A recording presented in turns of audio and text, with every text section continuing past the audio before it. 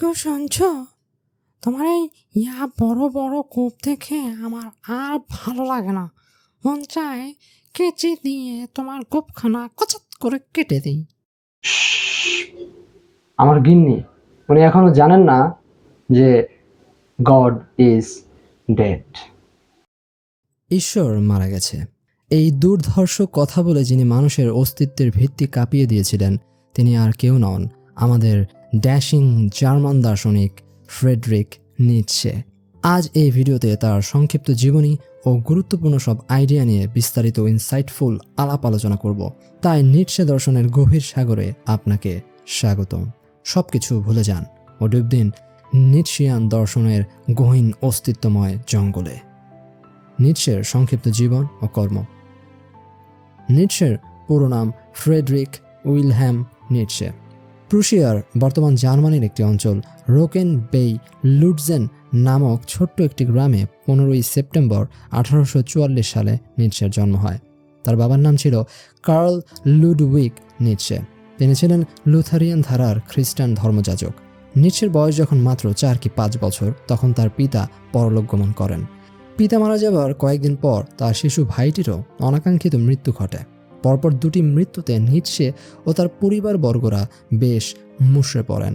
বালক নিটশের পরিবারে তখন আর পুরুষ বলতে কেউ ছিল না। এভাবে ঘটনা পরিক্রমায় নিটশে ও তার ছোট বোন এলিজাবেথ তাদের মা ফ্রাঞ্জিস্কার কাছে লালিত পালিত হতে থাকে। এরপর নিটশে নমবার্গের একটি প্রাইভেট প্রিপারেটরি স্কুলে ভর্তি হন।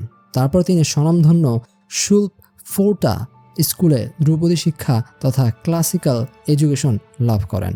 1864 সালে গ্র্যাজুয়েশন সমাপ্তির পর তিনি বন বিশ্ববিদ্যালয়ে 2 সেমিস্টার অবধি পড়ালেখা করেন। তারপর তিনি লাইপজিগ বিশ্ববিদ্যালয়ে স্থানান্তরিত হন। এখানে নিটশে ফিলোলজি তথা ভাষাতত্ত্ব এর ইতিহাসের অগ্রগতি বিষয়ক জ্ঞান অর্জন করেন।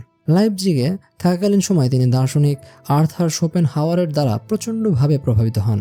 এরপর তৎকালীন সময়কার সুর স্রষ্টা রিচার্ড ওয়াগনার, যার সঙ্গীত ও সুরের তিনি ছিলেন একনিষ্ঠ ভক্ত, তার সাথেও নিটশের বন্ধুত্বের সম্পর্ক গড়ে ওঠে। 1869 সালে সুইজারল্যান্ডে অবস্থিত ব্যাসেল বিশ্ববিদ্যালয়ে ক্লাসিক্যাল ফিলোলজির প্রফেসর পদে তিনি নিযুক্ত হন। প্রফেসর পদে থাকাকালীন অবস্থায় 1872 সালে তিনি তার প্রথম দ্য বার্থ অফ ট্র্যাজেডি বইটি প্রকাশ করেন। এরপর 1878 সালে তিনি হিউম্যান অল টু হিউম্যান বইটি প্রকাশ করেন। এই সময়টাতে তিনি ক্লাসিক্যাল স্কলারশিপ ও শোপেনহাওয়ারের দর্শন প্রীতি থেকে অনেকটাই দূরে সরে আসেন। অথচ এই শোপেনহাওয়ার যুবক বয়সে ছিলেন তার আরাধ্য গুরুর মতো। শোপেনহাওয়ারের সাথে দূরত্ব ঘটার পর নিটশে আধুনিক সভ্যতার অন্তরালে থাকা মূল্যবোধগুলোর প্রতি আগ্রহী হয়ে ওঠেন। ঠিক এই সময়টাতে সঙ্গীতজ্ঞ রিচার্ড ওয়াগনারের সাথেও তার বিচ্ছেদ ঘটে যায়। সেই সাথে তিনি এক প্রকার নার্ভাসনেস ডিসঅর্ডারে আক্রান্ত হয়ে পড়েন। অতঃপর ব্যাসেলে থাকা তার পদ থেকে 1879 সালে তিনি তার প্রফেসরশিপ থেকে অব্যাহতি নেন। 1880 সাল থেকে পরবর্তী 10 বছরের সময়কাল ছিল নিটশের জীবনের সবচেয়ে প্রোডাক্টিভ সময়। এই সময়টাতে তিনি তার বিখ্যাত সব বই রচনা করেন। নিটশে যেন তার একাকী সময়গুলোর পরিপূর্ণ সদ্ব্যবহার করেছিলেন। নিজ মাতৃগৃহ নোমবার্গ ছেড়ে নিটশের পরবর্তী 10 বছর কেটেছিল সুইজারল্যান্ড থেকে ফ্রান্স থেকে ইটালিতে ভ্রমণের মধ্য দিয়ে। এই সময়টাতেই তার বন্ধু পল রির মাধ্যমে সাক্ষাৎ ঘটে রাশিয়ান অভিজাত বুদ্ধিমতী নারী লু সালোমের সাথে। পল রি, লু সালোমে ও নিটশেকে ঘিরে ঘটতে থাকে ইন্টেলেকচুয়াল রোম্যান্স। লু সালোমের সাথে সুইজারল্যান্ডের আল্পস পর্বতে দাঁড়িয়ে নিটশে তার বিখ্যাত বই দাস স্পোক জারাথুস্ত্রা বই লেখার অনুপ্রেরণা খুঁজে পান। তবে বিধাতার হয়তো নিটশেকে নিয়ে অন্যরকম প্ল্যান ছিল। তাদের এই ইন্টেলেকচুয়াল রোম্যান্সের ইতি ঘটে যায় নিমেষেই। নিটশে আবারও একা হয়ে পড়েন। 1883 থেকে 1885 সাল এই 2 বছরে নিটশে দাস স্পেক জরথুস্ট্র বইটির 4টি ভলিউম লেখা সম্পন্ন করেন। কেবল তাই নয়, 1886 সালে তিনি রচনা করেন বিয়ন্ড গুড অ্যান্ড ইভিল। তারপর পর্যায়ক্রমে 1887 ও 1889 সালে যথাক্রমে প্রকাশিত হয় দ্য জিনিওলজি অফ মোরালস এবং টয়লাইট অফ দ্য আইডলস। এইসব 10 বছর সময়কালেই নিটশের অতি বিখ্যাত বাণী গড ইজ ডেড থেকে শুরু করে খ্রিস্টানত্বের প্রত্যাখ্যান, উইল টু পাওয়ার, নিজেকে গড়ার সৃজনধর্মী শক্তি, superman, good and evil, master and slave morality ইত্যাদি আইডিয়ার জন্ম হয়। নিটশের পরবর্তী সময়কাল ও মৃত্যু। 1889 সালে ইতালির টুরিনে থাকাকালীন সময়ে একটি ঘোড়াকে চাবুক মারার দৃশ্য দেখে নিটশের মেন্টাল ব্রেক ডাউন হয়ে যায়। এই ঘটনার পরবর্তী 10 বছর নিটশেকে উন্মাদ অবস্থার মধ্য দিয়ে কাটাতে হয়। তার এই উন্মাদনার সঠিক কারণ আজও অজানা। কোনো কোনো ইতিহাসবিদের ধারণা তার এই উন্মাদনা সম্ভবত সিফিলিস, জন্মসূত্র থেকে পাওয়া ব্রেইন ডিজিজ, টিউমার এবং সেডেটিভ ড্রাগ অতিমাত্রায় ব্যবহারের কারণে হয়েছে। এখন নানা ইতিহাসবিদ নানাভাবে ব্যাপারটিকে দেখার চেষ্টা করেছেন, কিন্তু সঠিক কারণ আজও অজানা ও ধোঁয়াশার মধ্যেই রয়ে গেছে। উপরোক্ত নানা কারণে নিটশের এমনটি হয়ে থাকতে পারে। অ্যাসাইলামে থাকার পর তিনি আবার নমবার্গে ফেরত আসেন। এখানে তার মা তাকে দেখাশোনার দায়িত্ব নেন। এরপর জার্মানির ওয়েমারে তিনি বোনের কাছে চলে যান। অবশেষে আগস্টের 15 তারিখে 1900 সালে এই মহান দার্শনিকের মৃত্যু ঘটে। নিটশের প্রভাব ও ধারাপ্রবাহ। বিংশ শতাব্দী থেকে শুরু করে এই একবিংশ শতাব্দীতেও নিটশের দর্শন অনেক চিন্তক দার্শনিকদের প্রভাবিত করে আসছে। ব্যক্তি স্বাতন্ত্র্যতা, মোরালিটি ও অস্তিত্বের নিগুড় অর্থ, এসব বিষয়ে নিটশের আইডিয়া ও চিন্তাধারা মার্টিন হাইডেগার থেকে শুরু করে জ্যাক দেরিদা এবং মিশেল ফুকোকেও প্রভাবিত করেছে। কেবল তাই নয়, মনোবিজ্ঞান ও মনোবিশ্লেষণের দুইজন প্রধান ব্যক্তিত্ব সিগমুন্ড ফ্রয়েড ও কার্ল ইয়ং নিটশে দ্বারা প্রভাবিত হয়েছেন। এদের পাশাপাশি আলবেয়ার ক্যামু, জা পল সার্ত্রে, থমাস মান এবং হারমান হেসও নিটশিয়ান দর্শন দ্বারা প্রভাবিত হয়েছেন। তবে আফসোসের বিষয় হলো 1930 ও 1940 সালের দিকে নিটশের দর্শন নাজি পার্টির সকল কর্মকাণ্ডের সাফাই স্বরূপ হিসেবে ভুলভাবে ব্যবহৃত হতে থাকে। এর ফলে তার দর্শনের ভুল প্রয়োগের মাধ্যমে এখানে একটি কালো অধ্যায় রচিত হয়। তবে তা নিটশের দোষ নয়, তার দর্শন না বুঝে প্রয়োগ করার ফল। এতক্ষণ আমরা সংক্ষেপে নিটশের জীবনী সম্পর্কে জানলাম। এ পর্যায়ে আমরা নিটশে দর্শনের গুরুত্বপূর্ণ আইডিয়াগুলোর বিচার বিশ্লেষণ ও ইনসাইটের গভীর তলদেশে ডুব দিব। চলুন নিটশে দর্শনের লোমহর্ষক দার্শনিক ইনসাইটে ডুব মারা যাক। নিটশের আইডিয়ার অন্যতম কেন্দ্র ছিল মানুষ এমন কিছু যাকে তার অতিক্রম করতে হবে। তার এই আইডিয়া আমরা দাস স্পোক জারাথুস্ত্রা বইটিতে খুঁজে পাই। এটাই সম্ভবত নিটশের সবচেয়ে জনপ্রিয় বই। 1883 থেকে 1884 সালের মধ্যে এটির 3টি ভলিউম লেখা হয়। পরবর্তীতে 1885 সালে এর 4র্থ ভলিউম লেখাও সম্পন্ন হয়। জার্মান দার্শনিক নিটশে তার এই লেখনীর মাধ্যমে পুরো পাশ্চাত্য চিন্তাধারার ওপর যেন এক অ্যাটম বোমা নিক্ষেপ করেন। বিশেষ করে নিটশে আমাদের চিন্তাধারায় থাকা একে অপরের সাথে সম্পর্কযুক্ত 3টি আইডিয়াকে উদ্দেশ্য করে তার আঘাত হানেন।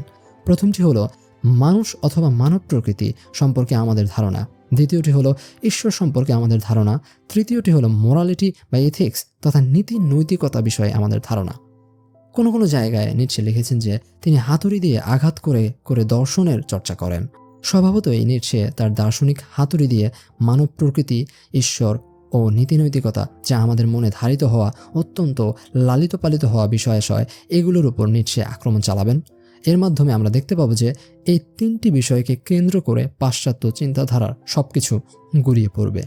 নিটশে এই কাজটি এমন ভলকানো স্টাইলে তার রচনায় করেছেন যে তিনি দার্শনিক সিস্টেম শৃঙ্খলিত বিচার বিশ্লেষণের কোনো তোয়াক্কাই করেননি।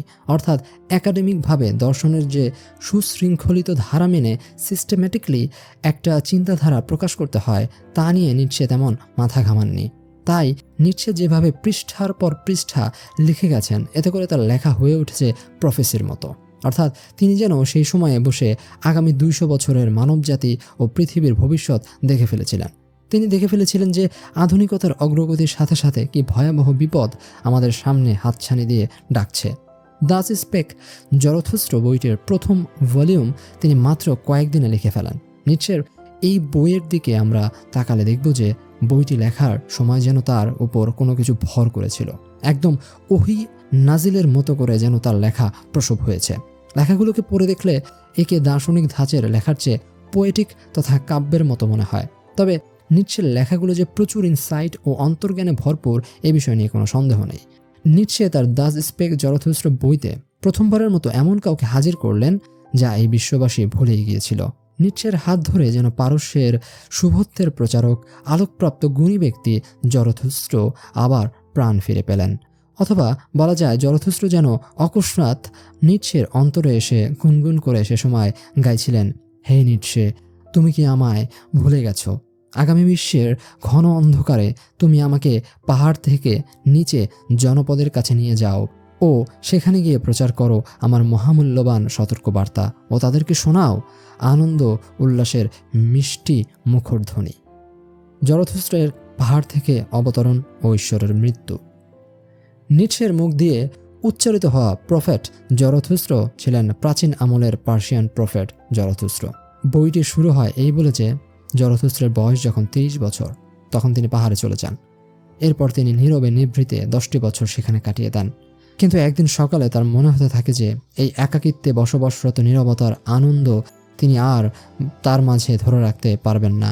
তাকে জনপদের মাঝে সেই অমৃত সুধা বিলিয়ে দিতে হবে। অতঃপর তিনি পাহাড়ের চূড়া বেয়ে বাজার লোকারণ্যের উদ্দেশ্যে পথ চলতে আরম্ভ করে দেন। পাহাড় থেকে নেমে আসার পথে তার সাথে দেখা হয় এক বৃদ্ধ সন্ন্যাসীর। এই সন্ন্যাসীর সাথে জরথুস্ট্রের আগেও দেখা হয়েছে, তবে সেটি ছিল 10 বছর আগের ঘটনা। সন্ন্যাসী পাহাড় থেকে নেমে আসা জরথুস্ট্রের দিকে তাকায়। তার কাছে মনে হতে থাকে 10 বছর আগের জরথুস্ট্র ও 10 বছর পরের জরথুস্ট্রের মাঝে এসেছে লক্ষণীয় পরিবর্তন। সন্ন্যাসী জরথুস্ট্রকে বলেন, যেদিন তোমার সাথে আমার প্রথম দেখা তখন তুমি হয়ে এসেছিলে ভস্ম হওয়া ছাই হয়ে, কিন্তু আজ তোমার হৃদয়ে আমি দেখতে পাচ্ছি আগুনের আলোকছটা। এরপর সন্ন্যাসী জরথুস্ট্রকে জিজ্ঞাসা করলেন, আচ্ছা, তুমি জ্ঞান ও প্রজ্ঞা বিতরণ করার ঝামেলার মধ্যে জড়াতে যাচ্ছ কেন? তার চেয়ে বরং তুমি এই পাহাড়েই তোমার নীরব নিভৃতে থাকা জীবনের আনন্দের স্বাদ গ্রহণ করতে থাকো। তোমার কথা তো জনগণ বুঝবে না, কেন শুধু শুধু নিজের ঝামেলা বাড়াচ্ছ? জরথুস্ট্র সন্ন্যাসীকে পাল্টা প্রশ্ন করে বলেন, আপনি এই পাহাড়ে কি করছেন? সন্ন্যাসীটি বলেন, আমি গান গাই, কাঁদি, হাসি ও ঈশ্বরের প্রার্থনা করি। এই জবাব শুনে জরথুস্ট্র হেসে ফেলেন। তারপর তিনি সন্ন্যাসীকে শুভকামনা জানিয়ে তার কাছ থেকে বিদায় নিয়ে নেন এবং পাহাড় বেয়ে চলতে আরম্ভ করেন। সন্ন্যাসীর কাছ থেকে বিদায় নিতে নিতে জরথুস্ট্র আপন মনে বলতে থাকেন, এও কি সম্ভব? এই বৃদ্ধ সন্ন্যাসী এখনো পর্যন্ত কি শুনতে পায়নি ঈশ্বর মারা গেছে? সুপারম্যানকে ধারণ করো। ঈশ্বরের মৃত্যু, এটাই সম্ভবত নিটশের সবচেয়ে জনপ্রিয় আইডিয়া। নিটশের এই আইডিয়ার সাথে মানুষের আত্ম অতিক্রমণ এবং নীতিনৈতিকতা সম্পর্কে তার যে ভিন্ন ধর্মী দৃষ্টিভঙ্গি তা গভীরভাবে সম্পর্কযুক্ত। ঘটনা সামনে এগোনোর সাথে সাথে এই সম্পর্কের বিষয়টি ধীরে ধীরে স্পষ্ট হতে থাকে। যখন জরথুস্ট্র শহরে পৌঁছলেন তখন তিনি দেখতে পেলেন যে একজন তামেশগীর তথা দড়ির উপর দাঁড়িয়ে থাকা খেলা দেখানো ব্যক্তিকে কেন্দ্র করে জনগণের জমায়েত হয়েছে। জরথুস্ট্র জনতার মাঝে ভিড়ে গেলেন। তামেশগীর ব্যক্তিটি যেই না দড়ির উপর হাঁটতে আরম্ভ করবে তখন জরথুস্ট্র জনতার সামনে দাঁড়িয়ে পড়লেন। এটাই হলো সে সময় যখন তিনি উচ্চারণ করেন, behold, I teach you the superman. Zarathustra তার বক্তৃতা জারি রাখলেন। তিনি দীর্ঘক্ষণ ধরে তার কথাগুলো বলে যেতে লাগলেন। তার কথার সারবস্তু হলো, মানুষ যে অবস্থায় বিচরণ করছে সেই অবস্থা থেকে তাকে আরও ঊর্ধ্বে উঠতে হবে। এজন্য জরথুস্ট্র তাদেরকে সুপারম্যান হবার শিক্ষা দেন। জরথুস্ট্রের দীর্ঘ বক্তব্যের পর জনগণরা তার কথা বোঝা তো দূরের কথা, তারা কেবল হাসতে থাকে এবং তাকে আরেকজন সার্কাস পারফর্মার অথবা দড়ির উপর দিয়ে হেঁটে যাওয়া ব্যক্তির ওয়ার্ম আপ পারফর্মার হিসেবে গণ্য করেন। এরকম অদ্ভুতভাবে বইয়ের ভূমিকা শুরু করার পেছনে নিটশের লেখাকে কিভাবে লোকেরা গ্রহণ করবে এ বিষয়ে তার ভেতরে থাকা অস্বস্তির ব্যাপারটাও ফুটে ওঠে। হয়তো এই বইটির কথা শুনে জনগণরাও তাকে একজন দার্শনিক শোম্যান হিসেবে গণ্য করবে।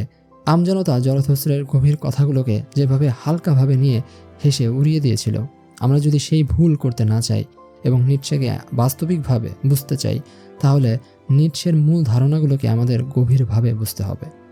ধসে পড়া পুরনো মূল্যের খুঁটি। নিটশে মনে করতেন যে মানব জাতির নীতিনৈতিকতা এবং ঈশ্বর একে অপরের সাথে সম্পর্কযুক্ত। যখন নিটশের চরিত্র জরথুস্ট্র ঘোষণা দিলেন যে ঈশ্বর মারা গেছে, তখন তিনি কেবল ধর্মের ওপরে আঘাত হানলেন না, বরং তিনি এর চেয়েও বিরাট পরিসরে আঘাতটা বসালেন। ঈশ্বর এখানে কেবল সেই জিনিস নয় যা দার্শনিকরা ধর্মতত্ত্বের শাখায় আলোচনা করে থাকেন কিংবা ধার্মিকেরা হাত তুলে প্রার্থনা করে থাকেন। এখানে ঈশ্বর হলেন যত ধরনের উচ্চ মূল্য যা আমরা ধারণ করি সেটা। ঈশ্বরের মৃত্যু কেবল কোনো দেবতা বা আসমানে বসে থাকা কারো মৃত্যু নয়, বরং ঈশ্বরের মৃত্যু হলো আমাদের মাঝে লালিত পালিত হওয়া উচ্চ নৈতিক মূল্য। নিটশে দর্শনের একটা কেন্দ্রীয় বিষয় হলো রিইভ্যালুয়েশন অফ অল ভ্যালুস তথা সকল মূল্যের পুনর্বিবেচনা। এটির মাধ্যমে নিচ্ছে নীতিনৈতিকতা, জীবনের অর্থ ও উদ্দেশ্য নিয়ে আমাদের যে অভ্যস্ততা তৈরি হয়েছে সেটার উপর তিনি প্রশ্ন করার পদক্ষেপ নেন। এই পুনর্বিবেচনা করতে গিয়ে নিচ্ছে বারবার বলেন, এই প্রক্রিয়ার মাধ্যমে আমরা এমন এক যাত্রায় বের হব যার মাধ্যমে আমাদের অতীতের সব কিছু আমূল পাল্টে যাবে। গতানুগতিক খারাপ ও ভালোর ধারণা আমরা পাল্টাতে বাধ্য হব। এই পুনর্মূল্যায়ন এমন একটা অবস্থায় নিয়ে গিয়ে আমাদের ফেলবে যে এটা হবে জীবনের প্রতি ইতিবাচক ও আনন্দ এবং উৎসবের দর্শন। নিচ্ছে বলেন, অনেক জিনিসই আছে যেটাকে আমরা ভালো বলে মনে করি তা আসলে খুবই সীমাবদ্ধ। কেবল তাই নয়, এটি জীবন থেকে আমাদের নজর সরিয়ে দেয়। উদাহরণস্বরূপ, আমরা মনে করি যে জনগণের সামনে বোকা হওয়াটা ভালো নয়, লজ্জাজনক বিষয়, কিন্তু এটা মেনে নেবার ফলে আমরা আনন্দে রাস্তায় নাচতে পর্যন্ত পারি না। আমরা এতটাই ভীত হয়ে যাই আশপাশের মানুষের দ্বারা যে আমরা নাচতে পর্যন্ত ভয় পাই, যা জীবনের একটি অংশ। আমরা মনে করি কামনা বাসনা এগুলো হলো পাপ। তাই যখন এসব আমাদের মনে উদিত হয় তখন আমরা নিজের ওপর অত্যাচার করতে পিছপা হই না, যা সম্পূর্ণরূপে জীবনের গতিকে অস্বীকার করে। আমরা দিনের পর দিন অপছন্দের ও অর্থহীন কাজ করে কাটিয়ে দেই। ব্যাপারটা এমন নয় যে এগুলো আমাদের করা অতি প্রয়োজন, বরং আমরা ভেতরে ভেতরে এটা অনুভব করি এটা তো আমাদের দায়িত্ব, তাই এটা করা দরকার। আসলে আমরা দায়ে পড়ে দায় সারা কাজ করি, যার ফলে কাজের মাধ্যমে জীবন ও সমাজের কোনো মঙ্গল হয় না। আগা থেকে গোড়া পর্যন্ত সিস্টেম লসের খেসারতে দিয়ে যেতে হয়। নিচ্ছে এমন জীবন বিমুখ দর্শনের বিরোধিতা করেন যাতে করে মানবজাতি তাদেরকে সম্পূর্ণ নতুন একটি দৃষ্টিভঙ্গি থেকে ব্যাপারটি দেখতে পারে। জীবনের প্রতি অপমান। জরথুস্ত্র তার অতিমানবের আগমনের ঘোষণা দেওয়ার পর তিনি সাথে সাথে ধর্মের মূল ভিত্তিতে আঘাত হানেন। জরথুস্ত্র বলেন, অতীতে ঈশ্বরকে তুচ্ছ তাচ্ছিল্য করাটা ছিল সবচেয়ে বড় অপমান, কিন্তু বর্তমানে সবচেয়ে বড় অপমান হলো জীবনকে তুচ্ছ তাচ্ছিল্য করা। তিনি মনে করেন পাহাড়ে থাকা ওই বৃদ্ধ সন্ন্যাসীটি এই ভুলটি করেছিলেন। তিনি পৃথিবী থেকে বিচ্ছিন্ন হয়ে পাহাড়ে বসে এমন এক ঈশ্বরের আরাধনা করছেন যার কোনো অস্তিত্বই নেই। এই কারণে তিনি জীবনের বিরুদ্ধে পাপ কাজ করছেন। ঈশ্বরের মৃত্যু তথা সমস্ত মূল্যবোধের মৃত্যুর পেছনে যে ইতিহাস তা নিটশে তার রচনায় ব্যক্ত করে গেছেন। কিভাবে বাস্তব জগৎ তথা রিয়েল ওয়ার্ল্ড মিথে পরিণত হয়ে গেল তা তিনি তার টুয়াইলাইট অব দ্য আইডলস বইতে উল্লেখ করেছেন। এই বইটির সাবটাইটেলে লেখা আছে হিস্ট্রি অফ অ্যান এরর, অর্থাৎ একটি ভুল ইতিহাস। এটা হলো পাশ্চাত্য দর্শনের এক পেজের সংক্ষিপ্ত ইতিহাস। এই বইটির গল্প নিচ্ছে শুরু করেন গ্রিক দার্শনিক প্লেটোকে দিয়ে। বাস্তব জগৎ, রিয়েল ওয়ার্ল্ড। প্লেটো জগতের মাঝে একটি সীমারেখা টেনে দুটি আলাদা জগৎ তৈরি করে ফেলেন। যে জগতে আমাদের পাঁচটি ইন্দ্রিয় তথা হাত, চোখ, কান, নাক, জিহ্বা এসবের দ্বারা যা কিছু আমাদের কাছে উপস্থিত হয় সেটাকে প্লেটো অ্যাপারেন্ট তথা দৃশ্যমান জগৎ বলেছেন। অপরদিকে যা আমরা বুদ্ধি তথা ইন্টেলেক্ট এর মাধ্যমে জানতে পারি বা যা আমাদের কাছে উপস্থিত হয় সেটাকে তিনি বলেছেন বাস্তব তথা খাঁটি জগৎ। প্লেটোর কাছে ইন্দ্রিয়ের মাধ্যমে আমরা যা কিছু দেখে থাকি তা বাস্তব নয়, কেননা এগুলো পরিবর্তনশীল ও ধ্বংসশীল। তাই তিনি আমাদেরকে আশ্বাস দিয়ে বলেন, এমন এক জগৎ আছে যা অপরিবর্তনশীল ও চিরস্থায়ী, আর এই জগৎকে বোঝা যেতে পারে বুদ্ধির মাধ্যমে। প্লেটোর কাছে এই ধারণা এসেছিল গণিত বিষয়ক গবেষণা থেকে। উদাহরণস্বরূপ, ত্রিভুজের যে আকার ও এর ধারণা তথা আইডিয়া এটা চিরস্থায়ী এবং একে বুদ্ধির মাধ্যমে বোঝা সম্ভব। আমরা জানি যে ত্রিভুজ হলো তিনটি বাহু দ্বারা আবদ্ধ ক্ষেত্র, এর তিন কোণের সমষ্টি 180 ডিগ্রি। এখন ত্রিভুজের এই বৈশিষ্ট্য সবসময়ের জন্য সত্য। কেউ এটা নিয়ে ভাবুক অথবা না ভাবুক, ও জগতে যত ত্রিভুজই থাকুক না কেন এটা এমনই থাকবে।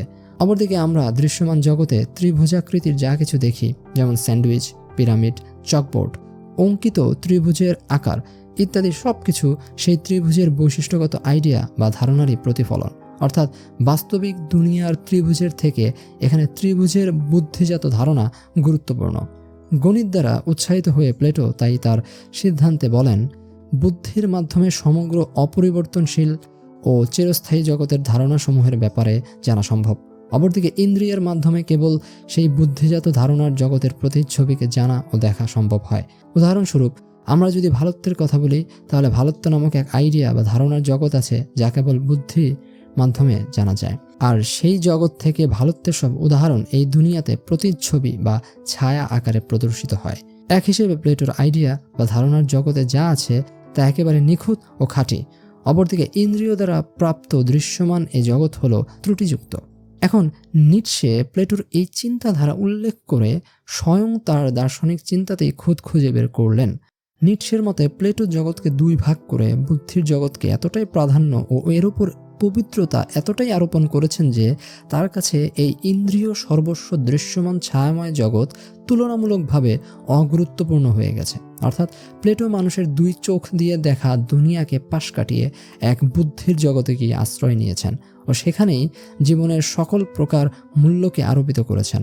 ফলে আমরা সাধারণেরা যে জগতে বাস করি তার প্রতি এক উদাসীনতা এসে যায়। আর নিটশের জরথুস্ত্র এটাকেই এই পৃথিবী ও জীবনের প্রতি করা সবচেয়ে বড় অপমান বলে মনে করেন, কারণ এই দুনিয়ার প্রতি উদাসীনতাই আমাদেরকে এই জগৎকে ফুলে ফলে সাজিয়ে তোলার পরিবর্তে কোনো এক স্বর্গীয় পবিত্র ধারণা বা আইডিয়ালিস্টিক জগতের আশায় মোহগ্রস্ত করে তুলে বিভ্রান্তিতে ফেলে রেখেছে।